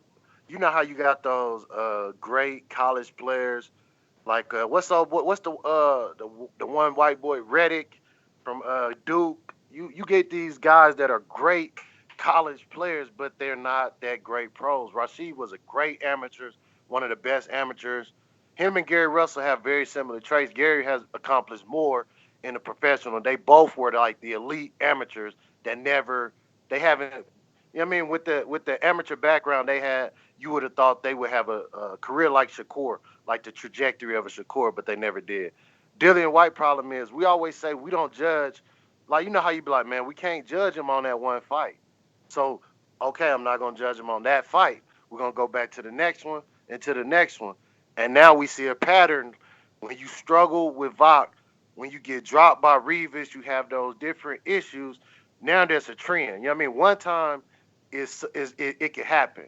But he's been knocked out twice, and he's looked suspect 3 straight fights in a row. So now we're starting to have a trend. And it's not just, hey, is he... Cut it. We got a super chat from Sarcastic Sarcasm. I don't want a rematch. Rematch is for coming up short. And we have CYP super chat counterpunch numero 3. Yeah, I got two questions. How do you get a wrench on the show? How do you get one? I usually give it to boomerangs and above. Okay, because I was a boomerang for 8 to 9 months. And I gave you one. And you gave me a boomerang literally 6 to 7 months after I was already a boomerang, my man. You did not give me one when I first had it the first, second, third, fourth, fifth, sixth, or 7th month. You played me out, because I didn't even know that they even get those because of that. You played me out. Don't lie, man. Keep it real. Keep it real, dog. You played me out because you don't want me to be a presence on this show. You want my money, but you don't want my presence. You see them in the chat. They want me on the show. You never asked nobody to be on the show that's going to challenge you. But I ain't really mad about that. But you did play me on that wrench, man. Let's keep it real. Let's just be honest here. Yeah, well, since you want honesty, champ, I don't have that written as a perk for any boomerang, okay? So that is a perk that I'm bestowing on people out of sheer, like, goodness. It's like, yo, my man supporting, he in the chat, he could help us. And that's what I do. And that's what I did to you. And yours got took because you timed everybody out. I'm trying to have wrenches in there to help me, not to send me more DM'd conversations. Look, CYP timed me out for this, and he said this. And I'm trying to have a clear, I don't need my DMs loaded during the show, and that's what happened. But there is nowhere that's written. I give it to who I want, when I want. Ain't nobody play you. You was one of the first wrenches. You just don't even remember that because, you know, you got plenty of complaints being a wrench. Counterpunch. You a funny dude. I asked you a simple man-to-man question. You answered it. Then you got called out, said I was lying. Then switched it up again. That's what you do. Everybody heard you. I asked you. I set you up on purpose. You fell for it. Oh, that's why I give the boomerangs. And then I said, well, you didn't give me mine. Well, yes, I did. Oh, well, I only give them out to people when I feel like it. Let's calm it down. I look at everybody else's shows, right? They boomerangs be lit up, and they do better views than you and better numbers. Because all them dudes get along. Over there. Out of control. That's my point. You scared of me. That's more proof that you are afraid. You want me to leave because I've been murdering you. You are a fucking coward, my guy. Damn, you scared me. Man, see why I be out. Listen. Go, stay. It doesn't matter to me. Like, you said you wasn't calling after Enrique bodied you. You talk about everybody's character, how intelligent you are, but all of a sudden when you had to swallow your words, it's nothing. You brush it off your shoulder. But you made a deal that you would not be here. But you are because you're a hypocrite. And that's okay with me. I'm all right with that. You can do what you want. But that's everybody. Oh, my Super Jimbe. chat. Boomerang. There was a quick super chat. Sam Henry from the UK says, make CYP a co-host. Didn't we offer him that? He said he was going to free up his Wednesdays. Let's see what happens. Majimbe. Yo, qué maldito oficio, But on the thing about making another weight class, I think, and I get it, I'm all for the safety of the boxers, but at the same time, that's one of the things that put people off. You know, too many weight classes, too many belts. So I don't know if we truly need it. I mean, the heavyweight division has been like this forever, and it's done well. I think just adding another weight class will do nothing for the sport. But if it's for safety issues, I understand, and then yeah, we should go for it. But we need more studies done. All right, that's my call. You have a great day. Let's go, champ. Yeah, you definitely need more studies, man. That question that I had was like, how are you going to fill up that division? Do you got enough giants? CYP counter. Hey, Ness, you offered me a Wednesday. Is that what you did? You offered it to me? When? Man, you didn't even take a vote. You didn't even do a panel. Host, listen to me. This man is a liar. He ain't offered me nothing. He ain't even talked about it since I brought it up. I even put a super chat in and asked the panel take a vote. He ignored it. Didn't even read that super chat. Stop believing this dude, yo. He don't want no smoke with me, and y'all know he don't want no smoke with me. It is what it is. It's his show. Have fun with your show, and I'm gonna have fun doing it the way I want to do it. But I'm available if you make the offer. Get out of here. CYP Everybody put your hands in the air. Looking like JT. JT, you just jumping on, so I don't know. Give me a flash if you know what's happening. All right. And So interesting, you come across like a nice guy, but you're really a piece of shit. Hey, with that comment. No, that was a piece of fuck you. That was a piece of shit. You know, we're doing live TV. Man, I don't care. What you gonna do about it? I'll kill this mother. Why do you have to talk like that? Well, I'm talking to you the way I want to talk to you. You have a problem? Turn off your station. I'm the best ever. Yo, what's up, yo? What up, Champy? Morning. Nothing, chilling. Hey, I was asking, that's what's the topic, bro? What we talking about? I just hopped on. We had we're discussing obviously Povetkin and the knockout and whether or not White's going to take the rematch. Plus we had Don Majeski on, who was in charge of creating that divided super and regular heavyweight division. Oh, okay. Well, my opinion on it, I think Povetkin beat him again. They both, to me, not. Povetkin is a better fighter than Dillian Whyte. So I just think Povetkin beat him again, man. I don't see nothing special about Dillian Whyte, Ness. I'm sorry. That's all I got on that. No problem. So for facts, I'm not gonna screen share unless CYP still believes that I'm a liar. So then I will screen share. But looking at Patreon receipt, he was a Patreon for 2 months as a boomeranger. And when he asked, how do you become a wrench? I said, I usually give it out to those that are boomerangers and above. He was a Patreon from January 1st, 2020 to February 1st, 2020. And then on February 25th, in similar CYP fashion, when Wilder lost, he left and deleted. So he lied to you and said, I was at Patreon 8 months and you ain't give me a wrench. Oh my God. Now we find out in actuality, he was a Patreon for 90 days, less than 90, before he deleted because Wilder lost. And he was a wrench. And he was a wrench. So he lied about that. Didn't tell you that in true CYP fashion, he left in February 25th. Then he came back 1 month later after licking his wounds, came back March 20th and became a $15 member. So no, he didn't get a wrench. And he stood 15 from March to April, May, June, July. In August, he deleted again. And he hasn't been a Patreon, so he wants to be a boomerang for 8 months as a $15 Patreon and call me a liar.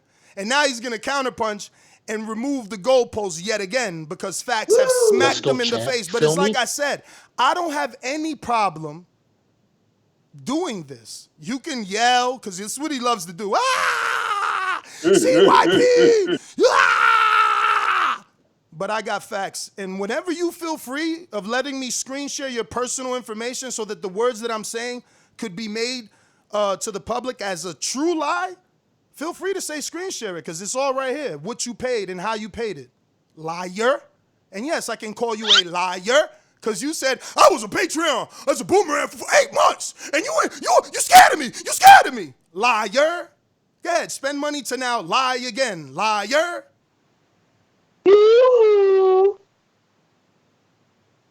My God, I'm trying to figure out why you keep running your mouth. You said what you said. I paid my money. Let me rebuttal. Hey, back channel. I will give you my receipts for every $40 month that I pay. I've been here for over 2 years. This man is crazy if he thinks I was only a boomerang for 2 months. He's insane. I have my receipts from my bank, from the cards I use. JT can know this because he was asking me about the boomerang. I was telling him, look, do this, use my login to find that out, to look at that video, to look at that Border Wars video, to look at this. What are you talking about? This was months and years ago. I was a boomerang for a long time before you gave me my rent. You are a liar, and I will show everybody in the back channel to see why people don't lie. Ness, you're a known liar. I don't lie.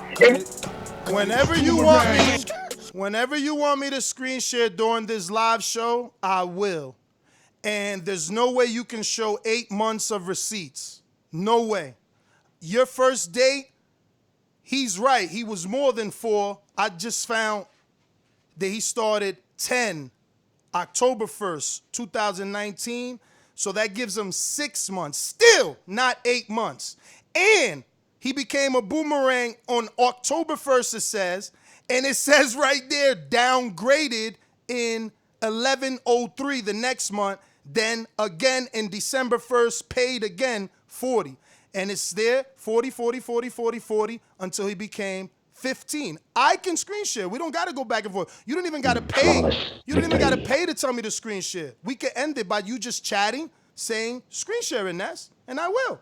And that's it. You don't got to lie. You don't got to scream. They can see the red deleted twice. You know, the deleted means you said you was going to leave. Remember when you said if Wilder lost, you was leaving and you wouldn't be back, then you was back? Same way you said if Enrique beat you, you would leave and you wouldn't leave and then you were back? You know, but you're saying I'm the liar. I'm the known liar. Not this guy. Not the one that says if Wilder loses, I'm out and I ain't never coming back. Not the guy that says, if Enrique, a dude who got 6 sisters and is a poet, beats me, I ain't never coming back. I'm the liar, not you. The one that's saying, let me screen share it. Let me screen share it. Let me. Just let me. Don't waste your money. Look, wasting his money. Just let me screen share it. Listen, stop running your mouth when you see my counterpunch. Allow me to come into the conversation. You said 2 months. The whole point was you gave me my wrench. I said 3 months. I said 3 months and I read them off. Hold on, people. Be honest in the chat. Did he not say I was on the boomerang for 2 months? And then I said I was boomerang for like 8 months. 3 months. But then it happens to be 6. And then I pay so much goddamn money that I could be a boomerang. I could be a pound for pound if I wanted to. So what are you even talking about? You never gave me a boomerang for 6 months. You never gave me a boomerang for 5 months. Not for 4 months. Not for 3. So you, my friend, were playing me, not giving me what I deserve, like you don't hand out your shirt. Lies again. And when I read it off, I was very specific. I gave dates and times. I said January, February, and that he left on March 20th. So again, you come on and lie, but it's all good. It's all good. Accounting class, like someone said. I'm out. NestGTO, Instagram Real quick, and let's Twitter. get to the super chats before we break out. we got Just more? my Gene Bet. TBV, the greatest show for hardcores. Hit the thumbs up button. And, we had CYP came in with the CP. Wow. Then you got Chief Red 4 says, yo, how do I get through on the phone line? Well, champ, you can contact on us on 1425-569-5241. Press 1, and you will be seen. Or if not, you can call in. But you got to Skype. press 1. You got to press 1. If you haven't pressed 1, we don't know that you want to speak. There's people on there, but if you're not pressing 1, we can't go to you. We can't go to you. And that's kind of the beauty of Blog Talk, right? Because at least we know on Skype, we got to ask them, do they want to speak? At least here, if you press 1, we know you want to speak. Coach Myers, I see you. Do you want to speak? Because you haven't pressed 1. I know you're a boomerang champ. I know you just also just starting to call in, so you probably haven't got it down pat. And it looks like, who the heck is 901? I think I know that. 901. That is not. That's a new number. I don't know that. All right, Coach That's Myers, Queens. Boomerang, what up? Let's go, champ. fellas. You Going feel on, me? Doomy. Ness. What up? Yo, yeah, I was just going in with CYP. I'm listening like, oh, man, it's the CYP Ness show going on today. But as far as this boxing, I think Dillian Whyte should take the rematch. I mean, he was doing good, but he was a little bit too conservative. You know, if he turned back into the body snatcher, a little bit more aggressive, maybe he'll just get him out of there instead of playing with his food. So he should definitely take the rematch, and he knows he should have got him out of there. As far as the super heavyweight division, I don't think it makes sense. Like Doomy said, not enough boxers to even fill that division, not even close. So, that's my call. Yeah, I'll take it easy. Ness, CYP, take it easy. And that's my call. Y'all fellas be safe. Yo, so listen, since you're a boomerang, you can either message me and hope that I see it, or you could just get out the queue by pressing 1 now, and when you're ready again, press 1, and I know you want your boomerang. But you could also do both. You. Also do both. Message me on Patreon and in the chat too. Tell Doomy like, yo, Doomy, I'm ready for my boomerang. Don't just sit there because we can't tell if you're ready again. You understand? All right. I got you, Ness. Nah, I mean, CYP got me on my toes. Now I gotta be, I gotta tell everybody everything, before they say I didn't treat them nice. That's all right, That's champ. what CYP is claiming. I didn't treat them nicely enough. We like Voltron right now, champ. Yo, Coach Myers, I gave you your wrench, right? Y'all seen that? I gave him his wrench yesterday, y'all, in case anybody's counting and shit.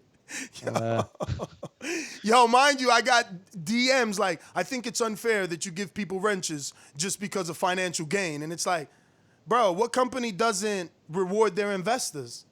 You understand what I'm saying? Like, me and CYP go at it a lot, and it's great for the show. This is the Thunderdome. But I actually respect a lot of the stuff he said. Yesterday, he said, like, we the Patreons are the ones that support the show. And we the callers are normally Patreons. We shouldn't have to wait because ain't nobody hit the thumbs up. It's not like he doesn't say good things. It's just that, in between those good things, he also puts you down, the show down, fighters down, everybody down. Everybody got down with everyone to win my argument. Yo, 901 first time caller. Who's this? Ladies and gentlemen, making his professional debut. Man, what's going on, man? What up, brother? This is T-Brett. It's T-Brett, man. It's T-Brett. That's what I was trying to figure out how to call in. I've been on hold for buku long, but I'm man, sorry. all I got for y'all is, you good, Famo. All I got is I'm good with the new division, the new weight division, but in order for that to really be about anything, we need to abolish all of these non-essential ass weight divisions. 130, 140, 154, all of that bullshit needs to go. Pack out these real divisions. Let's get a lot of competition in. And yeah, besides safety reasons, obviously, we got some big ass people, 280, 300-pound guys that don't need to be fighting a guy that weighs 215. That's all I got for you. Hey, Champ, can you spell that for me so I can get it down right and not make you wait next time? And you in Mississippi, right? Chiefred. Chief Red. Chimmer, right? Say that one more time. Yeah, my headphones is terrible. Yeah. Chiefred. Chief Red. Oh, Chief Red. Oh, it's Chief Red, man. All man, right. We couldn't hear you. We couldn't hear you right now, Chief. Yeah. You in Mississippi? Yeah. All right, Chief Red. I just wanted to know so that next time you call in, I'm like Chief Red in Mississippi because of the area code. Just wanted to give you. Chief, you on the road right now? Yeah, you sound like you on the road. You a trucker, Chief? Oh, yeah, big dog. Gotta get out here and get this bread. You hear? I hear you, Champ. Let's go, Champ. You feel me? You know that was my thing, man. Shout out to you. Stay safe on the road. Where my truck bite at, B? Where is that? There you go. Let's go.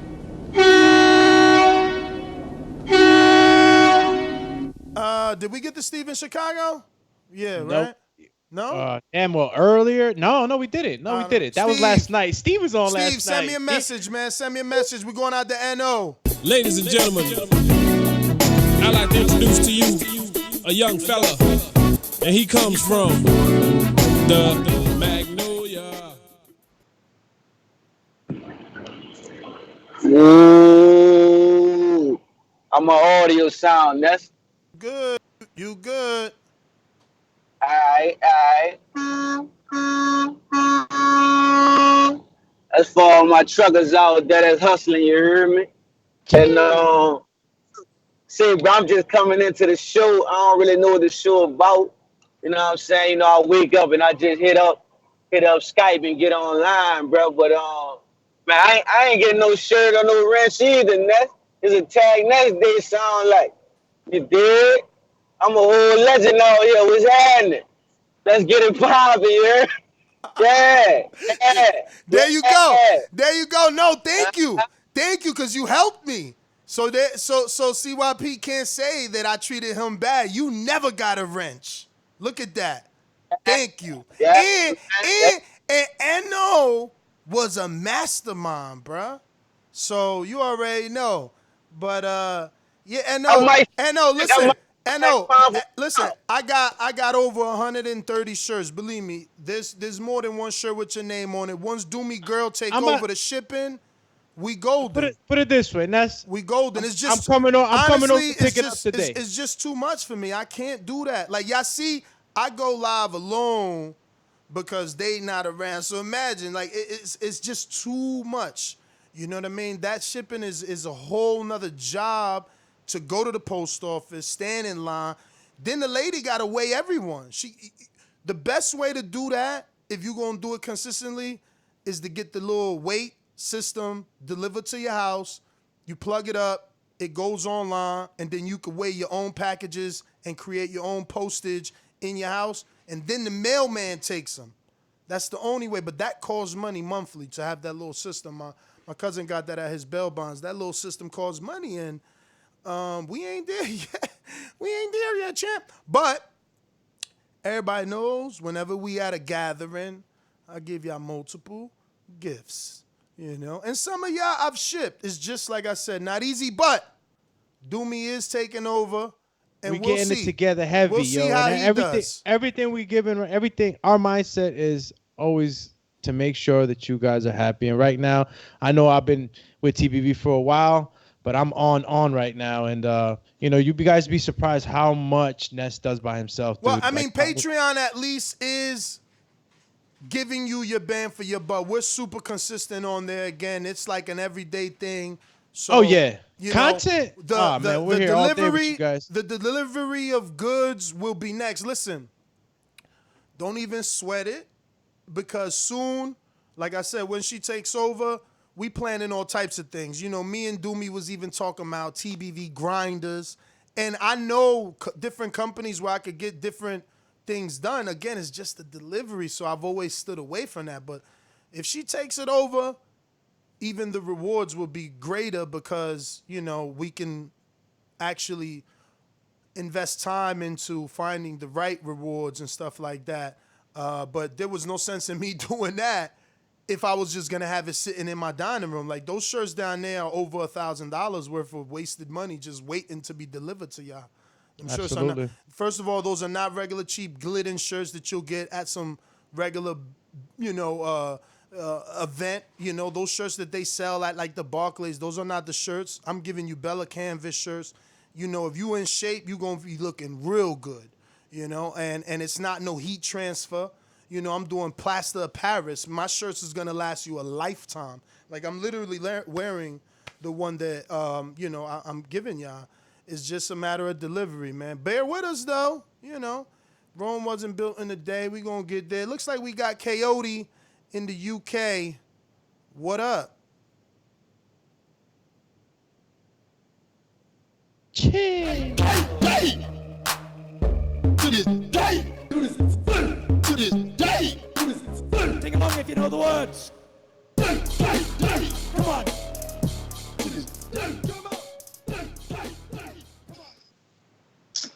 Yo, what's going on, peoples? What's going on? Go, champ. What up?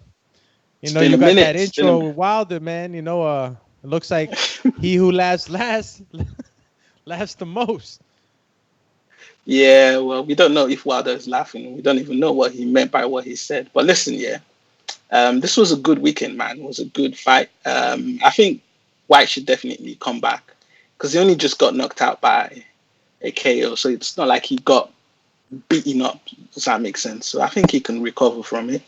The one thing I will say, though, is, you know, when AJ and when Michael Hunter, when they fought Povetkin, I don't think they ever got the credit because everyone kept saying, oh, what's his name? Povetkin is old. So I hope, you know, you Americans will actually give AJ credit for that win now.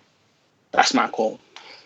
You know, I said that yesterday, man. I said only AJ and Povetkin beat him. That's two unified champs. The only two people, AJ and Vlad. So that was two current and defending unified champs that were only able to beat him. So he's got to get credit. LV Slugger, swinging away. What up, champ? Buenos dias. Buenos dias. Just listening, LV? Fellas. What up? I'm good. No, what's up? I was just trying to call in. Talk about your White need to go ahead back in that rematch, man. Like you said, he wasn't losing. You know, he was doing good till he just got caught. You know what I'm saying? That wasn't no punch from no guards, though. You could tell, like, even on the replay, you could tell, you know, Povetkin setting that shot up. So, you know what I'm saying? It wasn't no punch from the guard. Like the AJ Andy Ruiz, I could kind of, you know what I'm saying? I'm not saying it's a punch from the guys, but people saying that I can kind of understand more because they both was in the inside trading punches.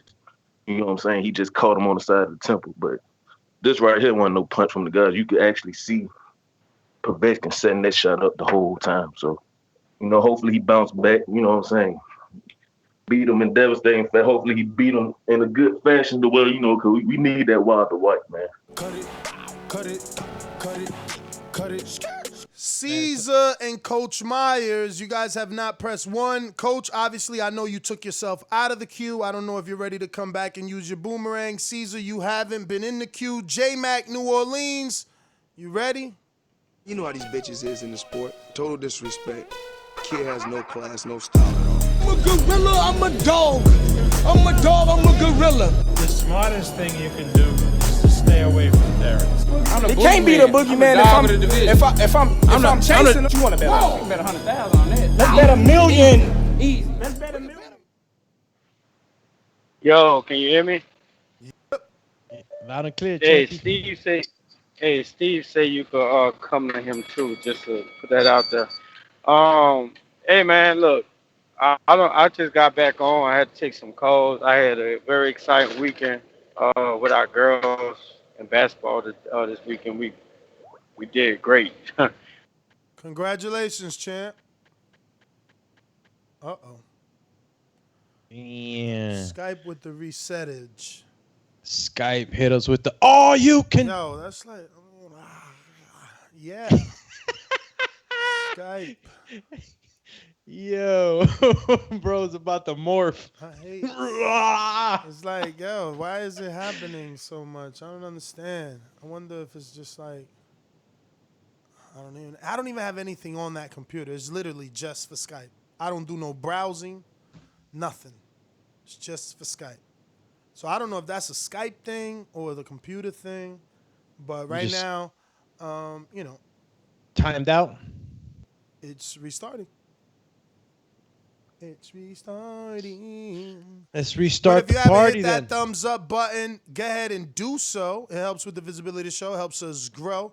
And while you're hitting that thumbs up, go ahead and hit the subscribe button. I think we needed about 300 more to get to 116,000. Yesterday, we stopped the last night's show at 115,725. Drum roll, por favor.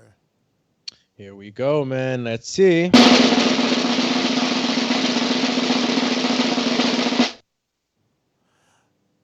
Okay, so we gained 8 people since last night. We're at 115,733. 733. So we're moving. We're ticking away. And if you haven't already subscribed, please do so. And if not, tell a friend to subscribe, because it's going to help with the algorithm. You know, YouTube will be like, okay, a lot of people liking this content. Let me put it in front of other male eyes that normally watch boxing content and, help this show that you love grow, right? Let's go, champ. You feel me? That's one of those free ways of supporting the show is simply sharing it on any form of social media or, sharing it, hitting that like, hitting that subscribe. But J-Mac, we lost you. Do apologize. Skype and it's bullcrap. Start over, champ. Let's go, champ. You feel me? I thought it was my Obama phone again. Nah, it's my Obama. It's my Obama computer. Okay. I was saying up until when I just gave us the 5th round when he got stopped. He looked like he was gassing. Damn, dude, gassing in 5 rounds. Man, oh man, that elite. And people like to throw that around and give any fighter elite recognition when they really haven't done anything. My energy has always been the same. While White's greatest gift of fame was being signed with Eddie Hearn and getting stopped by AJ. And now in another step-up fight, as you say, or last night you said fighting a more elite fighter and Povetkin, he gets stopped. My argument has always been I wanted to see this guy fight a Luis Ortiz or fight a guy that can challenge him instead of talking about why Wilder should be fighting him. He got the smoke. And to answer your question, should he take the rematch after a knockout like that?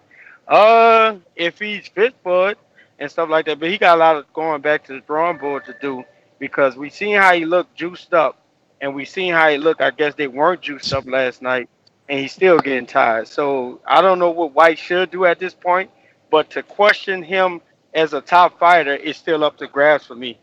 That's my first thought. CYP counterpunch, they say. No, they gave me two boomies. Look, listen, Two man. boomies. Sam UK and Intrigue. Okay. Hey, listen, the reason why I go back and forth with you and anybody else is because I don't drink, I don't smoke, I debate, and I argue. That's my hobby. I've been doing this since I was a kid, and I loved it. That's the reason why. It ain't got nothing to do with money. It ain't about money or calling somebody out. The reason why I go so hard on the show is because people go hard on me. If you notice, I will never bully nobody unless they bully me first. You can't bully a bully, man. I'm on the mountain. I'll jump down on top of your ass. Like that's I'm better than what I do.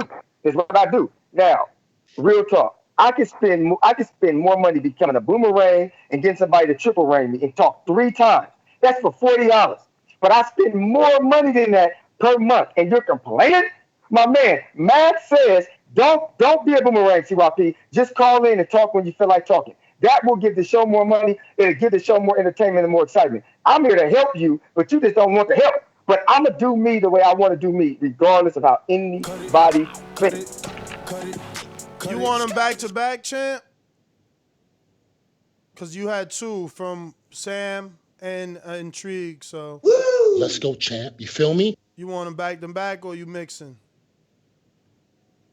Now, we can go right now. Somebody might feel generous and give me another one. When it comes to Cass, I never, ever said I would leave the show if Cass beats me. I said I wouldn't rap again on Border Wars. I ain't battling nobody else. If he beats me, I ain't battling nobody else. Y'all tried to get me back by asking me this move. Can we do that? Can we got say nope? I ain't coming back unless there's judges. Y'all don't want the judges? I ain't coming back. That don't bother me. I'm here to debate and argue. I'm not here to rap. So that's cool. Cass, you got it. But remember, my boxing bar is still the highest viewed. My bars are still the most used. So I don't care if you call me a loser because I seem to be winning, and I only rap once, and they still remember me as the rapper. And I only rap one time.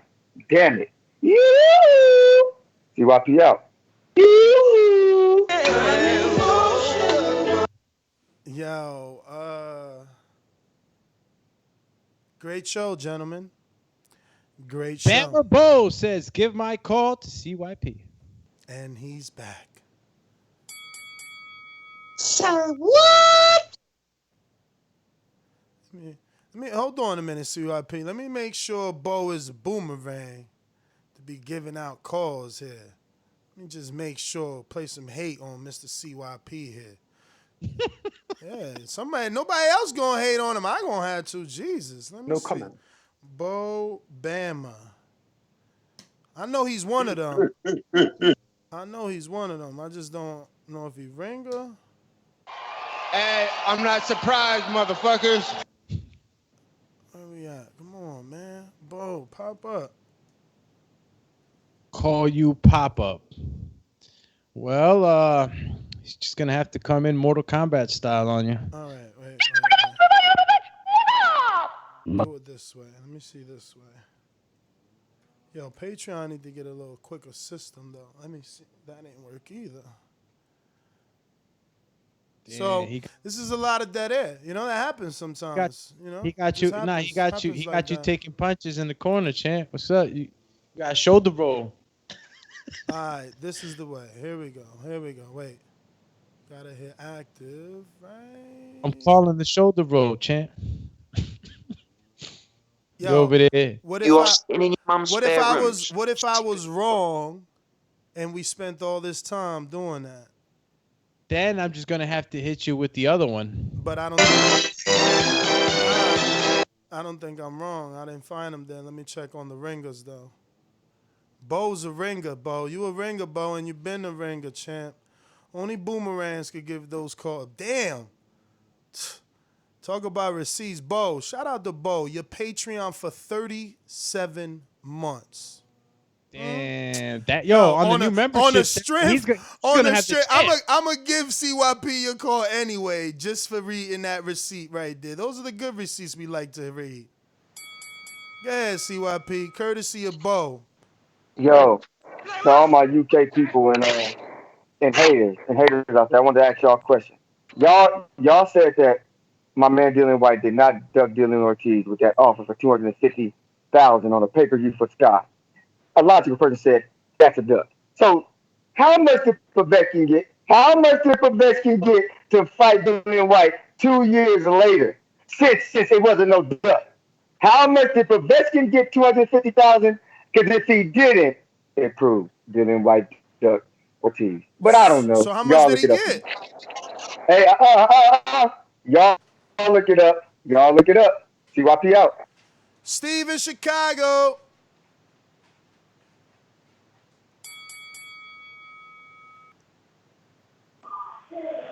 My town up in K-Town. Hey, Daddy, this a dollar beat. I drink soda, I eat pizza. I hang out with chicks all day. You fight still can't beat me. They fighting every day, they gain the gym every day. Just give me 6 weeks, and I got it. BoxingVoice.com. Yo, good morning. Good morning. Buenos dias. Yeah.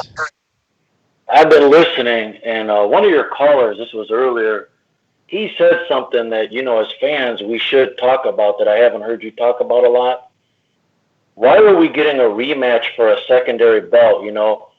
Eddie is so slick with these rematch clauses, Why do we need to regurgitate this? I know you're not going to agree, and I know you're going to pound the drum for White because whatever.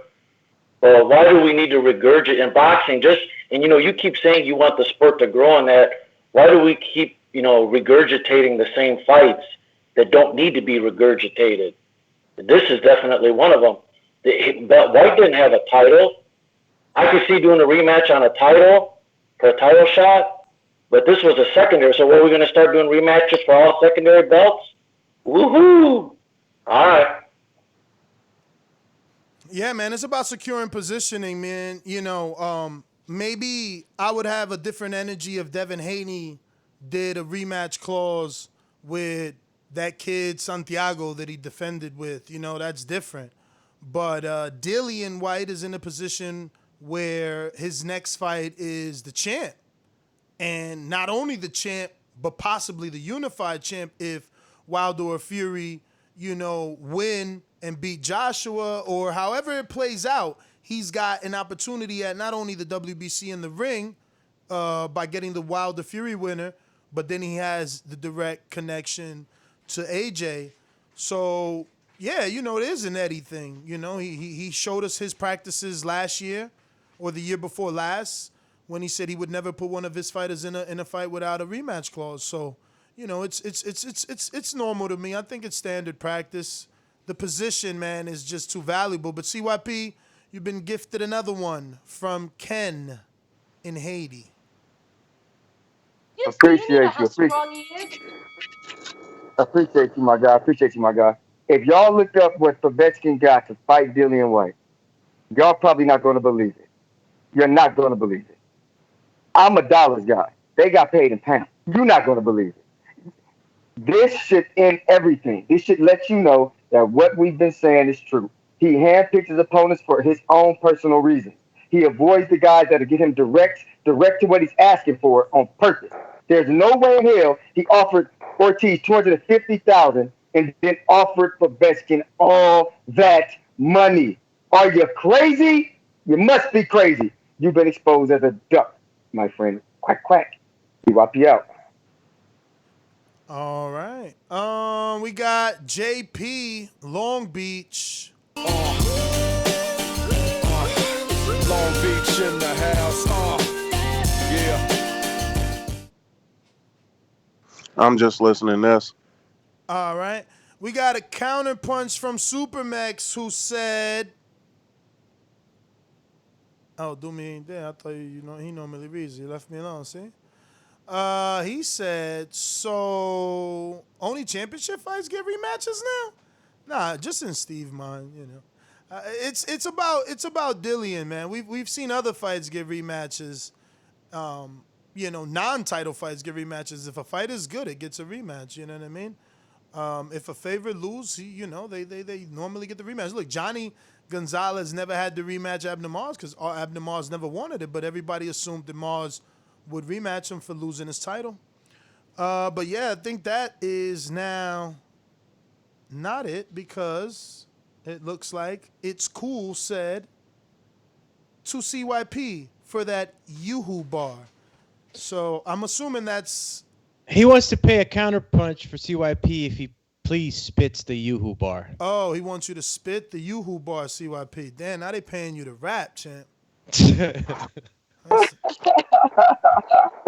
That's funny, but it was $4.5 million. 3.5 million pounds equals $4.5 million. But anyway, the only time you get this kind of attention is when a gay man tap you on your shoulder and be like, "Woo!" Classic. Classic. I'm gonna put you to sleep. Yeah. Yo, did you get Big Supermax on the Super Chat, champion? I did. Unless he got a second, but that's the one about rematches, right? Yeah. I got to it. Let's go. I'm gonna assume that's it. but I'm kind of not sure. J-Mac, did we give you your boomerang? Shout out to Jordan Baker Nah. in Florida, right? I think it's Jordan that Yeah. has blessed you with that. Yeah, shout out to Jordan, but man, I'm not coming behind that dude, man. I'm gonna donate. I'm gonna give my boot ring to him as well. And Jordan, CYP back. Hey, hey, don't be mad at me, because my bar is legendary. Naja Chick, she ghost follows me. Big Nick types in all caps because of me. There was another troll called Missy YP because of me. It is what it is. I'm gonna tell y'all something, man. My girl hates y'all, and she hates this show. She used to like it, now she hates it. And it's okay with me. You know what I'm saying? That's the only bad thing that goes on in my life is me and my love for this goddamn show. Because everybody telling me, man, F them, man, F them, F them. And I just be like, yo, this is what I like. This is what I love. Hopefully I ain't going nowhere. But truth of the matter is, $4.5 million. Get the hell out of here. Be honest. That's a dub. CYP out. So what you saying that Dillian paid him 4.5 mil? Yes, he got. That's what it says. As soon as I typed it in, that's what I found. And all. Yes, it says that right there. That's what it says. Everywhere I went, it says 3.5 million pounds. Everywhere. I was, you know me. I don't just check the first. I'll check them all. That's too much. I know, and I hate on the man money. That's cool. That's cool. But to offer Ortiz 250, man, you don't want to fight that, man. Stop it. Cut it out. No, if you gave Povetkin 4.5 million, that's crazy. First of all, I thought it was a pandemic. You see, and then 3.5 million pounds. It's 4.5 million dollars. Is that what it translates to? Yeah. All I'm saying is, I thought it was a pandemic and we couldn't pay fighters. What the hell? 4.5. Now we know why they cut Hunter. I wish that was Bob. If you giving Povetkin 4.5, Eddie would damn sure pay Thurman like that 7-8 that he need to fight Bud. But we out. That's the last caller. Catch us on the next one. Today is Monday, Untitled, 7 p.m. Eastern time on patreon.com/The Boxing Voice. Join us for what I keep telling you is our most watched show of Patreon.